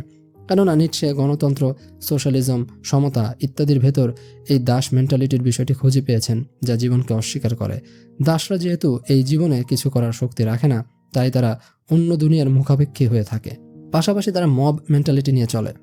যেহেতু তাদের আলাদা কোনো স্বতন্ত্রতা নেই, সেহেতু তারা সমাজের কালেকটিভ চিন্তাধারা দ্বারা ব্রেইন ওয়াশড। অপরদিকে এই গণস্রোতের বিপরীতে গুটি কয়েক লোক রয়েছে যারা সেই সিংহের মেন্টালিটি ধারণ করে। তাদের নিজস্বতা আছে, তারা জনস্রোতে গা ভাসায় না, তারা দাস হয়ে থাকে না, তারা মাস্টার মোরালিটি ধারণ করে। তারা অন্য দুনিয়া নয়, বরং এই দুনিয়াতেই তাদের স্বপ্নকে বাস্তবায়ন করেন।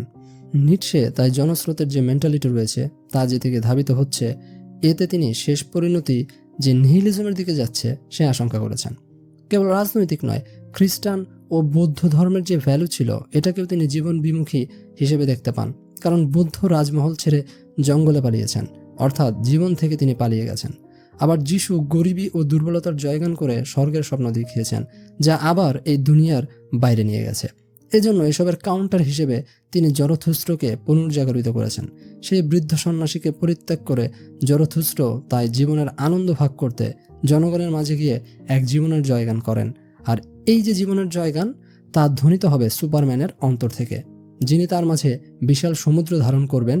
তিনি হবেন আলট্রা পজিটিভ। নিটশের এই অবস্থান দেখে মনে হতে পারে যে তিনি ব্যক্তি স্বতন্ত্রতা, ক্ষমতা, শক্তির জয়গান করে এটাকে বেশি লাই দিয়ে ফেলেছেন। প্রকৃতপক্ষে বাস্তবে এটার অপপ্রয়োগ ঘটেছে এবং ঘটেও। কিন্তু আমাদেরকে বুঝতে হবে নিটশে কোন অর্থে শক্তির জয়গান করেছেন। এটা বিচিত্র নয় যে নিটশের কথা থেকে শক্তি ক্ষমতার দোহাই দিয়ে অনেকেই তার অধস্তনদের ওপর শোষণ করার সার্টিফিকেট পেয়ে যেতেই পারে, কিন্তু এটা নিটশের দোষ নয়।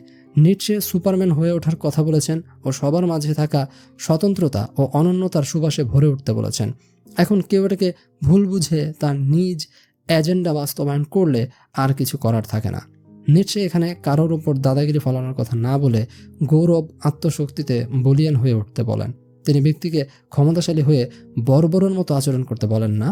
কিন্তু আক্ষেপের বিষয় হলো সঠিকভাবে কথা বোঝার মানুষও কম। হার্ড মেন্টালিটি যেমন ভালো না, তেমনি স্বেচ্ছাচারিতাও ভালো না। তবে নিটশের কথা অনুযায়ী যদি রেটিং দেওয়াই লাগে, তাহলে ভেড়া প্রবৃত্তির থেকে স্বেচ্ছাচারী মালিক বেটার। অ্যাটলিস্ট সে প্যাথেটিক না। আর এই পৃথিবীতে ভেড়া ও সিংহেরই লড়াই হয়ে চলছে। নিটশে এই গতানুগতিক স্লেভ মোরালিটির ভালো ও খারাপের গণ্ডি থেকে বের হয়ে এর ঊর্ধ্বে উঠে সুপারম্যান হতে বলেন, যেখানে মালিক ও দাস বিলীন হয়ে এক নতুন ভোরের উদয় হবে, যেখানে নতুন মানবেরা তাদের আপন স্বকীয়তায় ভাস্বর হয়ে এই দুনিয়াকে আগলে রাখবে পরম মমতায়। সত্যের নানা দৃষ্টিভঙ্গি। নিটশে অবজেক্টিভ ট্রুথের ব্যাপারে যথেষ্ট ক্রিটিক্যাল ছিলেন। অবজেক্টিভ ট্রুথ তথা ব্যক্তি নিরপেক্ষভাবে যে সত্যের চিন্তাধারা, সেটা নিয়ে নিটশে বেশ সমালোচনা করেন।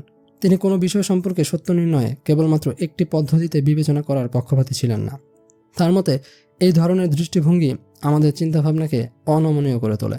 নিটশের মতে এরকম বুদ্ধিবৃত্তিক রক্ষণশীলতার মানে হলো জীবনকে না বলা। আর এই ধরনের ধারণা নিটশে চরমভাবে অপছন্দ করতেন। একটি সুস্থ মন অবশ্যই নমনীয়, উদার এবং কোনো বিষয়কে দেখার ও বিবেচনা করার ক্ষেত্রে নানা ধরনের দৃষ্টিভঙ্গিকে আমলে নেবে। প্রকৃতপক্ষে একক সত্য বলে কিছু নেই, সত্য হলো বহু। এইখানটাতে এসে যারা নিটশে নিয়ে বিচার বিশ্লেষণ করেন তাদের মধ্যে মতভেদ রয়েছে। কেউ কেউ মনে করেন যে নিটশে পরম সত্য বলে যে কোনো কিছু আছে তা স্বীকার করেন, তবে এই সত্যকে কেবল একটি মাত্রা বা দৃষ্টিভঙ্গি দিয়ে বোঝা যায় না, বরং একে নানা দৃষ্টিভঙ্গি দিয়ে বোঝা যেতে পারে।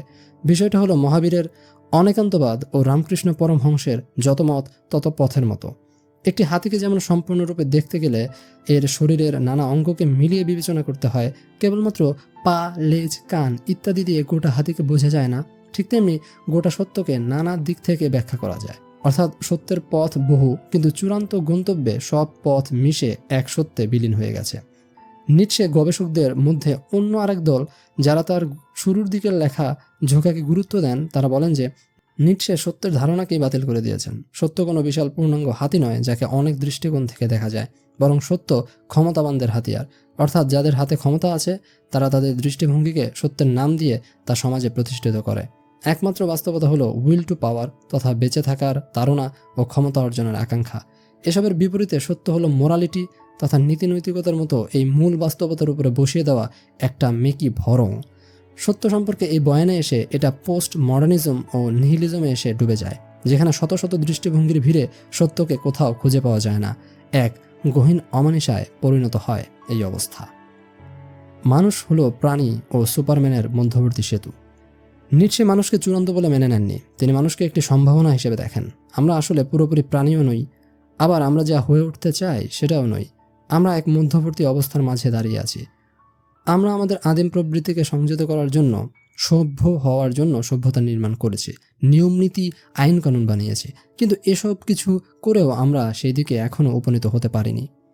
আমাদের ভেতরে থাকা যে উইল টু পাওয়ার রয়েছে তা বাইরের দিকে পরিচালনা করে অন্যের ওপর ক্ষমতা প্রয়োগ ও নিয়ন্ত্রণের মাধ্যম না বানিয়ে এটাকে অন্তর্মুখী করলে আমরা সেই সম্ভাবনার বাস্তবায়ন ঘটাতে পারবো। কিন্তু এই বাস্তবায়ন ঘটানোটা অতি কঠিন, এজন্য এই যাত্রায় অনেকেই হাল ছেড়ে দেয়।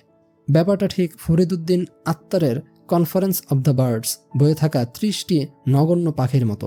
সুপারম্যান হওয়ার যাত্রায় ব্যর্থ হয় অনেকেই, কিন্তু গুটি কয়েকই সেই মাকামে গিয়ে পৌঁছাতে পারে, কেননা এই যাত্রা এতটাই কঠিন। তাই অনেকে পথিমধ্যে হাল ছেড়ে দেয়, কেউ কেউ জীবনকে অর্থহীন বলে নিহিলিজমে ডুবে যায়। গতানুগতিক খ্রিস্টীয় মূল্যবোধ যেমন এই জীবনকে ভুলে গিয়ে অন্য জীবনের জয়গান করে এই জীবনকে প্রত্যাখ্যান করে, ঠিক তেমনি সমসাময়িক নিহিলিজমকেও দেখা যায় এই জীবন বিমুখিতার কথা বলে একে অর্থহীন বানিয়ে হাল ছেড়ে দিয়ে এটিকে প্রত্যাখ্যান করতে। কিন্তু নিটশিয়ান জরথুস্ত্র মৃত্যু ও পরপারের কথা বলেন না, তিনি বলেন মৃত্যুর কথা ভুলে যাও, একে এত ভয় পেও না, বরং মৃত্যুর আগে তুমি জীবনকে জানো, একে উপলব্ধি করো। মরে না গেলে তো মৃত্যু বোঝার উপায় নেই, কিন্তু তুমি তো এখন জীবিত আছো, তাই জীবনকে জানো, একে যাপন করো। একদিন জীবনকে যাপন করতে করতে তুমি মৃত্যুকেও বুঝে যাবে, তখন জীবন ও মৃত্যু নিয়ে তোমার ভেতর কোনো ভেদ থাকবে না, তুমি নিজের মানসী সত্তাকে অতিক্রম করে অতি মানব হয়ে উঠবে। নিটশের অ্যাপোলোনিয়ান ও ডায়োনাইসিয়ান দৃষ্টিভঙ্গি। গ্রিক দেবতা অ্যাপোলো হলেন শৃঙ্খলা, যুক্তি ও বুদ্ধির প্রতীক। অপরদিকে ডায়োনাইসিয়ান দেবতা হলেন বিশৃঙ্খলা, উন্মাদনা, ঘোরগ্রস্ততার প্রতীক। নিটশে মনে করেন যে আমাদের এই দুই দেবতাদের বৈশিষ্ট্যগুলোর সমন্বয় প্রয়োজন। নিটশে গ্রিক দেবতা অ্যাপোলো ও ডায়োনাইসিয়াসকে মানব প্রকৃতির দুটি ভিত্তিগত প্রবৃত্তি হিসেবে উল্লেখ করেছেন। যেখানে অ্যাপোলো দেবতা শৃঙ্খলা ও যুক্তিবুদ্ধিতে চলে, সেখানে ডায়োনাইসিয়াস দেবতা বিশৃঙ্খলা ও অযৌক্তিকতায় চলে। এই দুই দেবতার মাঝে যে ভেদাভেদ তা শিল্প, মনোবিজ্ঞান ও সামাজিক প্রেক্ষাপট থেকে পর্যবেক্ষণ করার ক্ষেত্রে তাৎপর্যতা বহন করে। আমরা মানুষদেরকে পর্যবেক্ষণ করলে দেখতে পাবো কিছু কিছু মানুষ খুব রুটিনবদ্ধ জীবনযাপন করতে পছন্দ করে, তারা সব কিছুতেই শৃঙ্খলা, যুক্তি, বুদ্ধি এসব প্রয়োগ করে চলতে পছন্দ করে।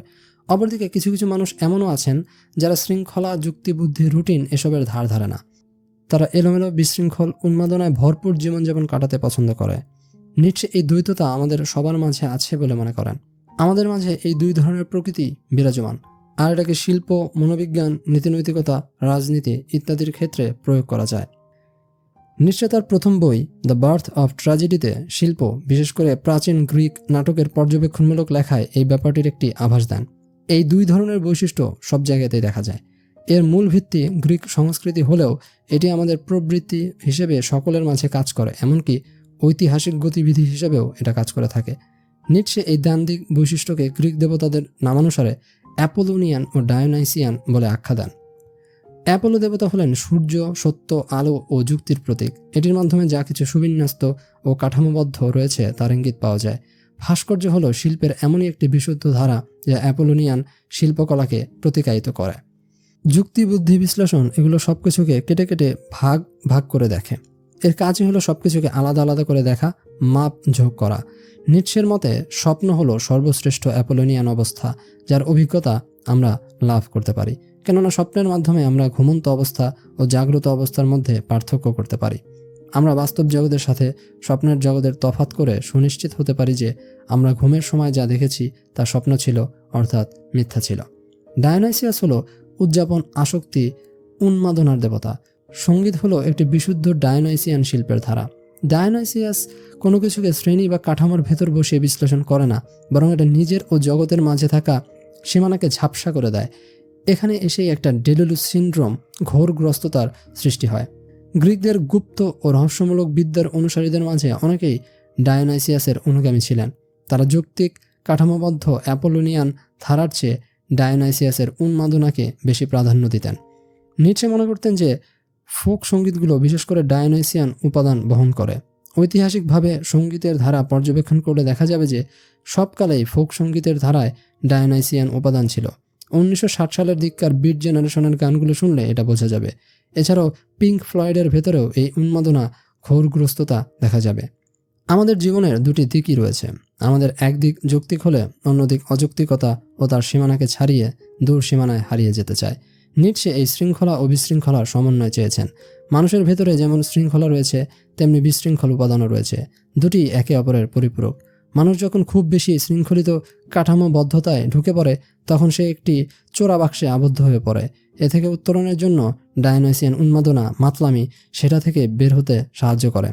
তাই বলে ডায়নোসিয়ান মাতলামি ও উন্মাদনায় সারাক্ষণ পড়ে থাকলে চলবে না, কেননা অতি বিশৃঙ্খলা হলে সব কিছু ধসে পড়ে যাবে। তাই কেওস ও অর্ডার একসাথে সমন্বয় করে চলতে হবে। আর যখনই এই সমন্বয় ঘটবে, তখনই মানুষের দুটি অংশকে স্বীকৃতি দেবার মাধ্যমে এর পরিপূর্ণতা সৃষ্টি করা সম্ভব হবে। আর এই দুটি অংশকে শিল্পের ক্ষেত্রেও প্রয়োগ করে নিপুণতম সৌন্দর্য সৃষ্টি করা সম্ভব। অনন্তকালের পুনরাবৃত্তি, eternal recurrence. What if someday or night a demon were to steal into your loneliest loneliness and say to you, "This life as you now live and have lived it, you will have to live once again and innumerable times again, and there will be nothing new in it but every pain and every joy and every thought and sigh and everything unspeakably small or great in your life must return to you, all in the same succession and sequence. Even this spider and this moonlight between the trees, and even this moment and I myself. The eternal hourglass of existence is turned upside down again and again, and you with it a speck of dust." কেমন হবে যদি কোনো দিন বা রাতে কোনো রাক্ষস তোমার নিঃসঙ্গতম একাকিত্ব চুরি করে তোমার ভেতরে প্রবেশ করে বলে, এই জীবন যেভাবে এখন তুমি বেঁচে আছো ও বেঁচেছিলে, তা তোমাকে আরেকবার এবং অগণিতবার যাপন করতে হবে। অথচ এর মাঝে কোনো নতুনত্ব থাকবে না, কিন্তু প্রতিটি যন্ত্রণা, প্রতিটি আনন্দ এবং প্রতিটি চিন্তা ও দীর্ঘশ্বাস এবং তোমার জীবনের না বলা ছোট বড় সব কিছু তোমার কাছে ফিরে আসবে একই ধারাবাহিকতায় ও পরিক্রমা অনুসারে। এমনকি এই মাকড়সা ও গাছগুলোর মাঝে থাকা চাঁদের আলো, এই মুহূর্ত এবং আমি নিজেও। অস্তিত্বের এই চিরন্তন বালিঘড়ি বারবার উল্টাতে থাকে, এর সাথে ধূলিকণার মতো তুমিও উল্টাতে থাকো। নিটশে এমন করে আমাদের অস্তিত্বের ভয়াবহ ঘনতমসার দিকে আঙ্গুল উঁচিয়ে সাবধান করে দেন। কিন্তু এটা কি আসলেই ঘনতমসা নাকি ভোর হওয়ার ইঙ্গিত?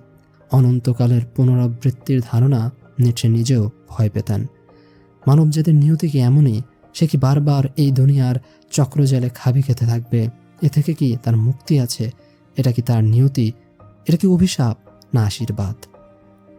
নিটশে বলেন, "Will you not throw yourself down and gnash your teeth and curse the demon who spoke thus? Or have you once experienced a tremendous moment when you would have answered them, 'You are a god, and never have I heard anything more divine'?" অর্থাৎ তুমি কি নিজেকে নিচে ছুঁড়ে ফেলে দিয়ে দাঁতে দাঁত ঘষবে না এবং যে রাক্ষস এই কথা বলে তাকে অভিশাপ দিবে না? নাকি তুমি এমন এক চরম অভিজ্ঞতা অনুভব করেছো যখন তুমি তাকে উত্তর দিয়েছো, "তুমি হলে ঈশ্বর ও আমি কখনো এমন ঐশ্বরিক বাণী শুনিনি"? আমাদের জীবনের দিকে লক্ষ্য করলে আমরা দেখতে পাই সুখের চেয়ে এখানে যন্ত্রণা বেশি। নিখুঁতভাবে এর পরিমাপ না করা গেলেও দুঃখের বোধটা আমাদের বেশি। এদিকে সুখ দুঃখকে ছাপিয়েও আমাদের আরেক ধরনের অসহনীয়তা আছে। সেটা হলো এই অস্তিত্বকে ধরে রাখার ক্রমাগত অসহনীয় মর্মবেদনা। এই জীবনের যত সুখ দুঃখ, ভালো লাগা, মন্দ লাগা ইত্যাদি যত রকম অনুভূতি আছে, তা যদি নিটশের কথা অনুযায়ী বারবার অনন্তকাল ধরে একই প্যাটার্নে ঘুরতে থাকে, তাহলে এটা কি আমরা মেনে নিতে পারবো? নিটশে বলছেন যে কোনো নতুন কিছুই হবে না, যেভাবে যা ঘটছে সব কিছুর অনন্তকাল ধরে পুনরাবৃত্তি ঘটবে। এই একই জিনিস আমরা কতকাল ধরে সহ্য করব? অস্তিত্বের এই অসহনীয় একঘেয়েমিতা আমাদের পক্ষে কি আদৌ মেনে নেওয়া সম্ভব? বা এই বাস্তবতার প্রতি আমাদের প্রতিক্রিয়া কেমন হবে? নিটশে তার এই থট এক্সপেরিমেন্ট দিয়ে এর দিকে আমাদের ইঙ্গিত প্রদান করেন। কেমন হয় জীবন যদি এক অনন্তকালের ক্রিকেট টেস্ট ম্যাচ হয়, যা ধীরগতিতে আজীবন একই ধারায় চলতে থাকবে। এর অভ্যন্তরীণ কাঠামোর কোনো পরিবর্তন হবে না। নতুন নতুন খেলোয়াড় যাবে আসবে, কিন্তু এর মূল কাঠামো কখনোই পরিবর্তন হবে না। সেই একই ব্যাটে বলে বাড়ি লাগিয়ে বাউন্ডারি পার করে দিতে হবে, নতুবা নানা কায়দায় আউট হয়ে যেতে হবে, কিংবা পরিণত হয়ে আবার মাঠে এসে সেঞ্চুরি বা ডাবল সেঞ্চুরি হাঁকাতে হবে। রঙ্গমঞ্চ কি একই থাকবে? শুধু অভিনয়কারীরা বদলাতে থাকবে। এমন আজব এই রহস্যময় সমন্বয়। মাঝে মাঝে তোমার মনে হবে এটাই তোমার একমাত্র জন্ম নয়। তুমি বারবার জন্মেছ, বারবার মরেছ, বারবার তুমি এই রঙ্গমঞ্চে এসেছো। কখনো ভেবে দেখেছো ইতিহাসের কেন পুনরাবৃত্তি হয়? কেন বারবার মানুষ ইতিহাস থেকে শিক্ষা নেয় না? কেন আমরা একই গল্পের স্ক্রিপ্টে বারবার অভিনয় করে যাই? কেন আমরা আমাদের নির্ধারিত চরিত্রের বাইরে যেয়ে কিছু করতে পারি না? ইতিহাস নানা বৈচিত্র্যে ভরপুর, কত রকম চরিত্র, কত রকম কাহিনী। ওপর থেকে দেখলে এর মাঝে তোমার নজরে পড়বে কত নতুন নতুন উপাদান, কাহিনীর চকমকিতে ভরপুর এই জীবনশালা। অথচ যতই তুমি এর গভীরে তলাতে থাকবে, দেখবে নিঃস্বের অতল অন্ধকার কুয়ায় একটি প্রতিচ্ছবি ঠিক তোমার দিকেই তাকিয়ে আছে। এই ইশারায় তুমি সহসা বুঝে যাও তুমি আসলে কিছুই করনি, কোথাও যাওনি। তুমি একই জায়গায় বারবার খাবি খেয়ে যাচ্ছ নানা রূপে প্রতিবার। তুমি এখন কি করবে? তোমার সকল আদর্শ বারবার ব্যর্থ হয়ে যায়, কোনোটাই ঠিকমতো তার পরিণতিতে পৌঁছায় না। আসলে ব্যাপারটা কি বলতো? আদর্শ তার পরিণতিতে পৌঁছায় না, নাকি তুমি পরিণতিতে পৌঁছাতে দাও না? কেননা তুমি বেশ ভালোভাবেই জানো যদি সেই আদর্শিক পরিণতিতে তুমি পৌঁছে যাও তাহলে তোমার খেলাঘর পণ্ড হয়ে যাবে। এজন্য তুমি এমনভাবেই নিজের নিয়তি করেছো যে চাইলেও তুমি এর বাইরে যেতে পারবে না। তুমি এমন যে তুমি তোমার নিয়তির নির্মাতা হয়ে তুমি নিজেই নিজের নিয়তির বাইরে যেতে পারো না। তাহলে আমি তোমায় কি বলবো? ইচ্ছা শক্তির ধারক নাকি ভাগ্যের দাস? তুমি নিয়তি করতে পারো, সেই হেতু তোমার ইচ্ছা রয়েছে, অথচ ইচ্ছা দিয়ে নিয়তি করার পর সেই নিয়তি ভাঙতে পারো না, সেই হেতু তুমি ভাগ্যের দাস। তুমি কি এভাবেই খেলো? এই খেলা যেন অনন্তকালের চক্রের মতো ঘুরে চলেছে। এটাই কি সংসার? অর্থহীন সংসার। আমি এই সংসারের ঘূর্ণিচক্র দেখে কম্পিত। আমাদের কাছে কোনো আদর্শ নেই, সকল আদর্শই সমুদ্র তীরের বালির মতো ক্ষণস্থায়ী। এই নিঃসীম অন্ধকারে কি করে আমরা আশার আলো দেখতে পাবো? সবকিছু ধ্বংস হয়, সবকিছুর সৃষ্টি হয়। এই যেন অনন্তকালের হেরাক্লিটাসীয় যুদ্ধ ও নিটশিয়ান উইল টু পাওয়ার, প্রতিনিয়ত সৃষ্টি করে যাওয়া ও ধ্বংস করার তাড়না। সবকিছু যেখান থেকে শুরু হয় আবার সেখানে গিয়েই শেষ হয়, আবার শুরু হয়। তাহলে এর কি কোনো শুরু বা শেষ আছে? না, নেই। এর কোনো পরিণতি নেই, নেই এর কোনো জন্ম, কোনো মৃত্যু। তাহলে না আছে কোনো সৃষ্টি, না আছে কোনো ধ্বংস। সদা বিদ্যমান থেকেও নক্ষত্রের মতো জ্বলতে নিভতে থাকা আমাদের এই ক্ষণস্থায়ী অস্তিত্ব সদা ছিল, আছে ও থাকবে। এর কোনো কুল কিনারা নেই। যদি তুমি মহাশূন্যে মুক্তভাবে পড়তে থাকো, দেখবে না আছে আসমান, না আছে জমিন। মুহূর্তেই তুমি থমকে যাবে এক মোহনীয় বাস্তবতায়। এভাবে কি চিরকাল তুমি ভাসতে পারবে? ভেবে দেখো, এটাই তোমার প্রকৃত সত্য। তোমার কি এই অবস্থা সহ্য হবে? পারবে অনন্তকাল ধরে এটা নিয়ে বসে থাকতে? অতঃপর তুমি স্বপ্ন দেখবে, এক অনন্তকালের স্বপ্ন যা চিরকাল তুমি দেখে যাবে। এখন এই স্বপ্ন তুমি যেহেতু বারবার দেখবে, তাহলে কিভাবে তুমি একে দেখতে চাও? ভেবে দেখো, এই অস্তিত্ব কোনো সমস্যা নয় যা তোমার সমাধান করতে হবে। তবুও তোমাকে এক মেকি সমস্যা তৈরি করে নিতে হয় যেন তুমি খেলতে পারো, সৃষ্টি করার উন্মাদনায় নিজেকে লীন করে রাখতে পারো। তুমি আজীবন এখানে ছিলে, এখানেই থাকবে। এর বাইরে তুমি কোনোদিন যেতে পারবে না। তুমি তোমার বাইরে কিভাবে যাবে যেখানে চারদিকে তুমি? কিভাবে কাটাবে এত দীর্ঘ সত্য শূন্য বাস্তবতা? একমাত্র স্বপ্নই তোমার সেই শেষ সমাধান যাকে তুমি ভালোবাসো। হ্যাঁ, তোমার নিয়তি এড়াতে কিংবা একে মেনে নিতে তুমি ভালোবেসে এত এত অভিজ্ঞতা তৈরি করো, অথচ তুমি জানো একই সূর্যের তলে নতুন কিছু নেই, সব পুরনো। সব পুরনোই বা কি করে হয় যদি তা কোনো এককালে নতুন না হয়? তুমি কি নতুন না পুরাতন, নাকি সদা বর্তমান? যদি এই হয় আমার বাস্তবতা, তাহলে ভালোবাসাই আমার একমাত্র উপায়। আমার কোনো কিছু করার নেই, কোথাও যাওয়ার নেই, কাউকে কোনো অভিযোগ করার নেই, কাউকে কোনো কিছু বোঝানোর নেই, কোনো দুনিয়া কাঁপানো বিদ্রোহের প্রয়োজন নেই। আমার শুধু প্রয়োজন একটু ভালোবাসা, আমার নিয়তিকে ভালোবাসা। কেননা যখন ছিল না কেউ, তখন ছিলাম আমি। আমি যখন আমি ছিলাম, তখন ছিল শূন্য মরুভূমি। আমি বললাম, তুমি হলাম, দুই হলাম আমরা। সৃষ্টি হলো স্বপ্ন, ভালোবাসার মায়া নদী। সেই নদীতে বারবার হাবুডুবু খাই, ভালোবেসে যাই আর বলি, I love Nietzsche and his আমর ফাতি।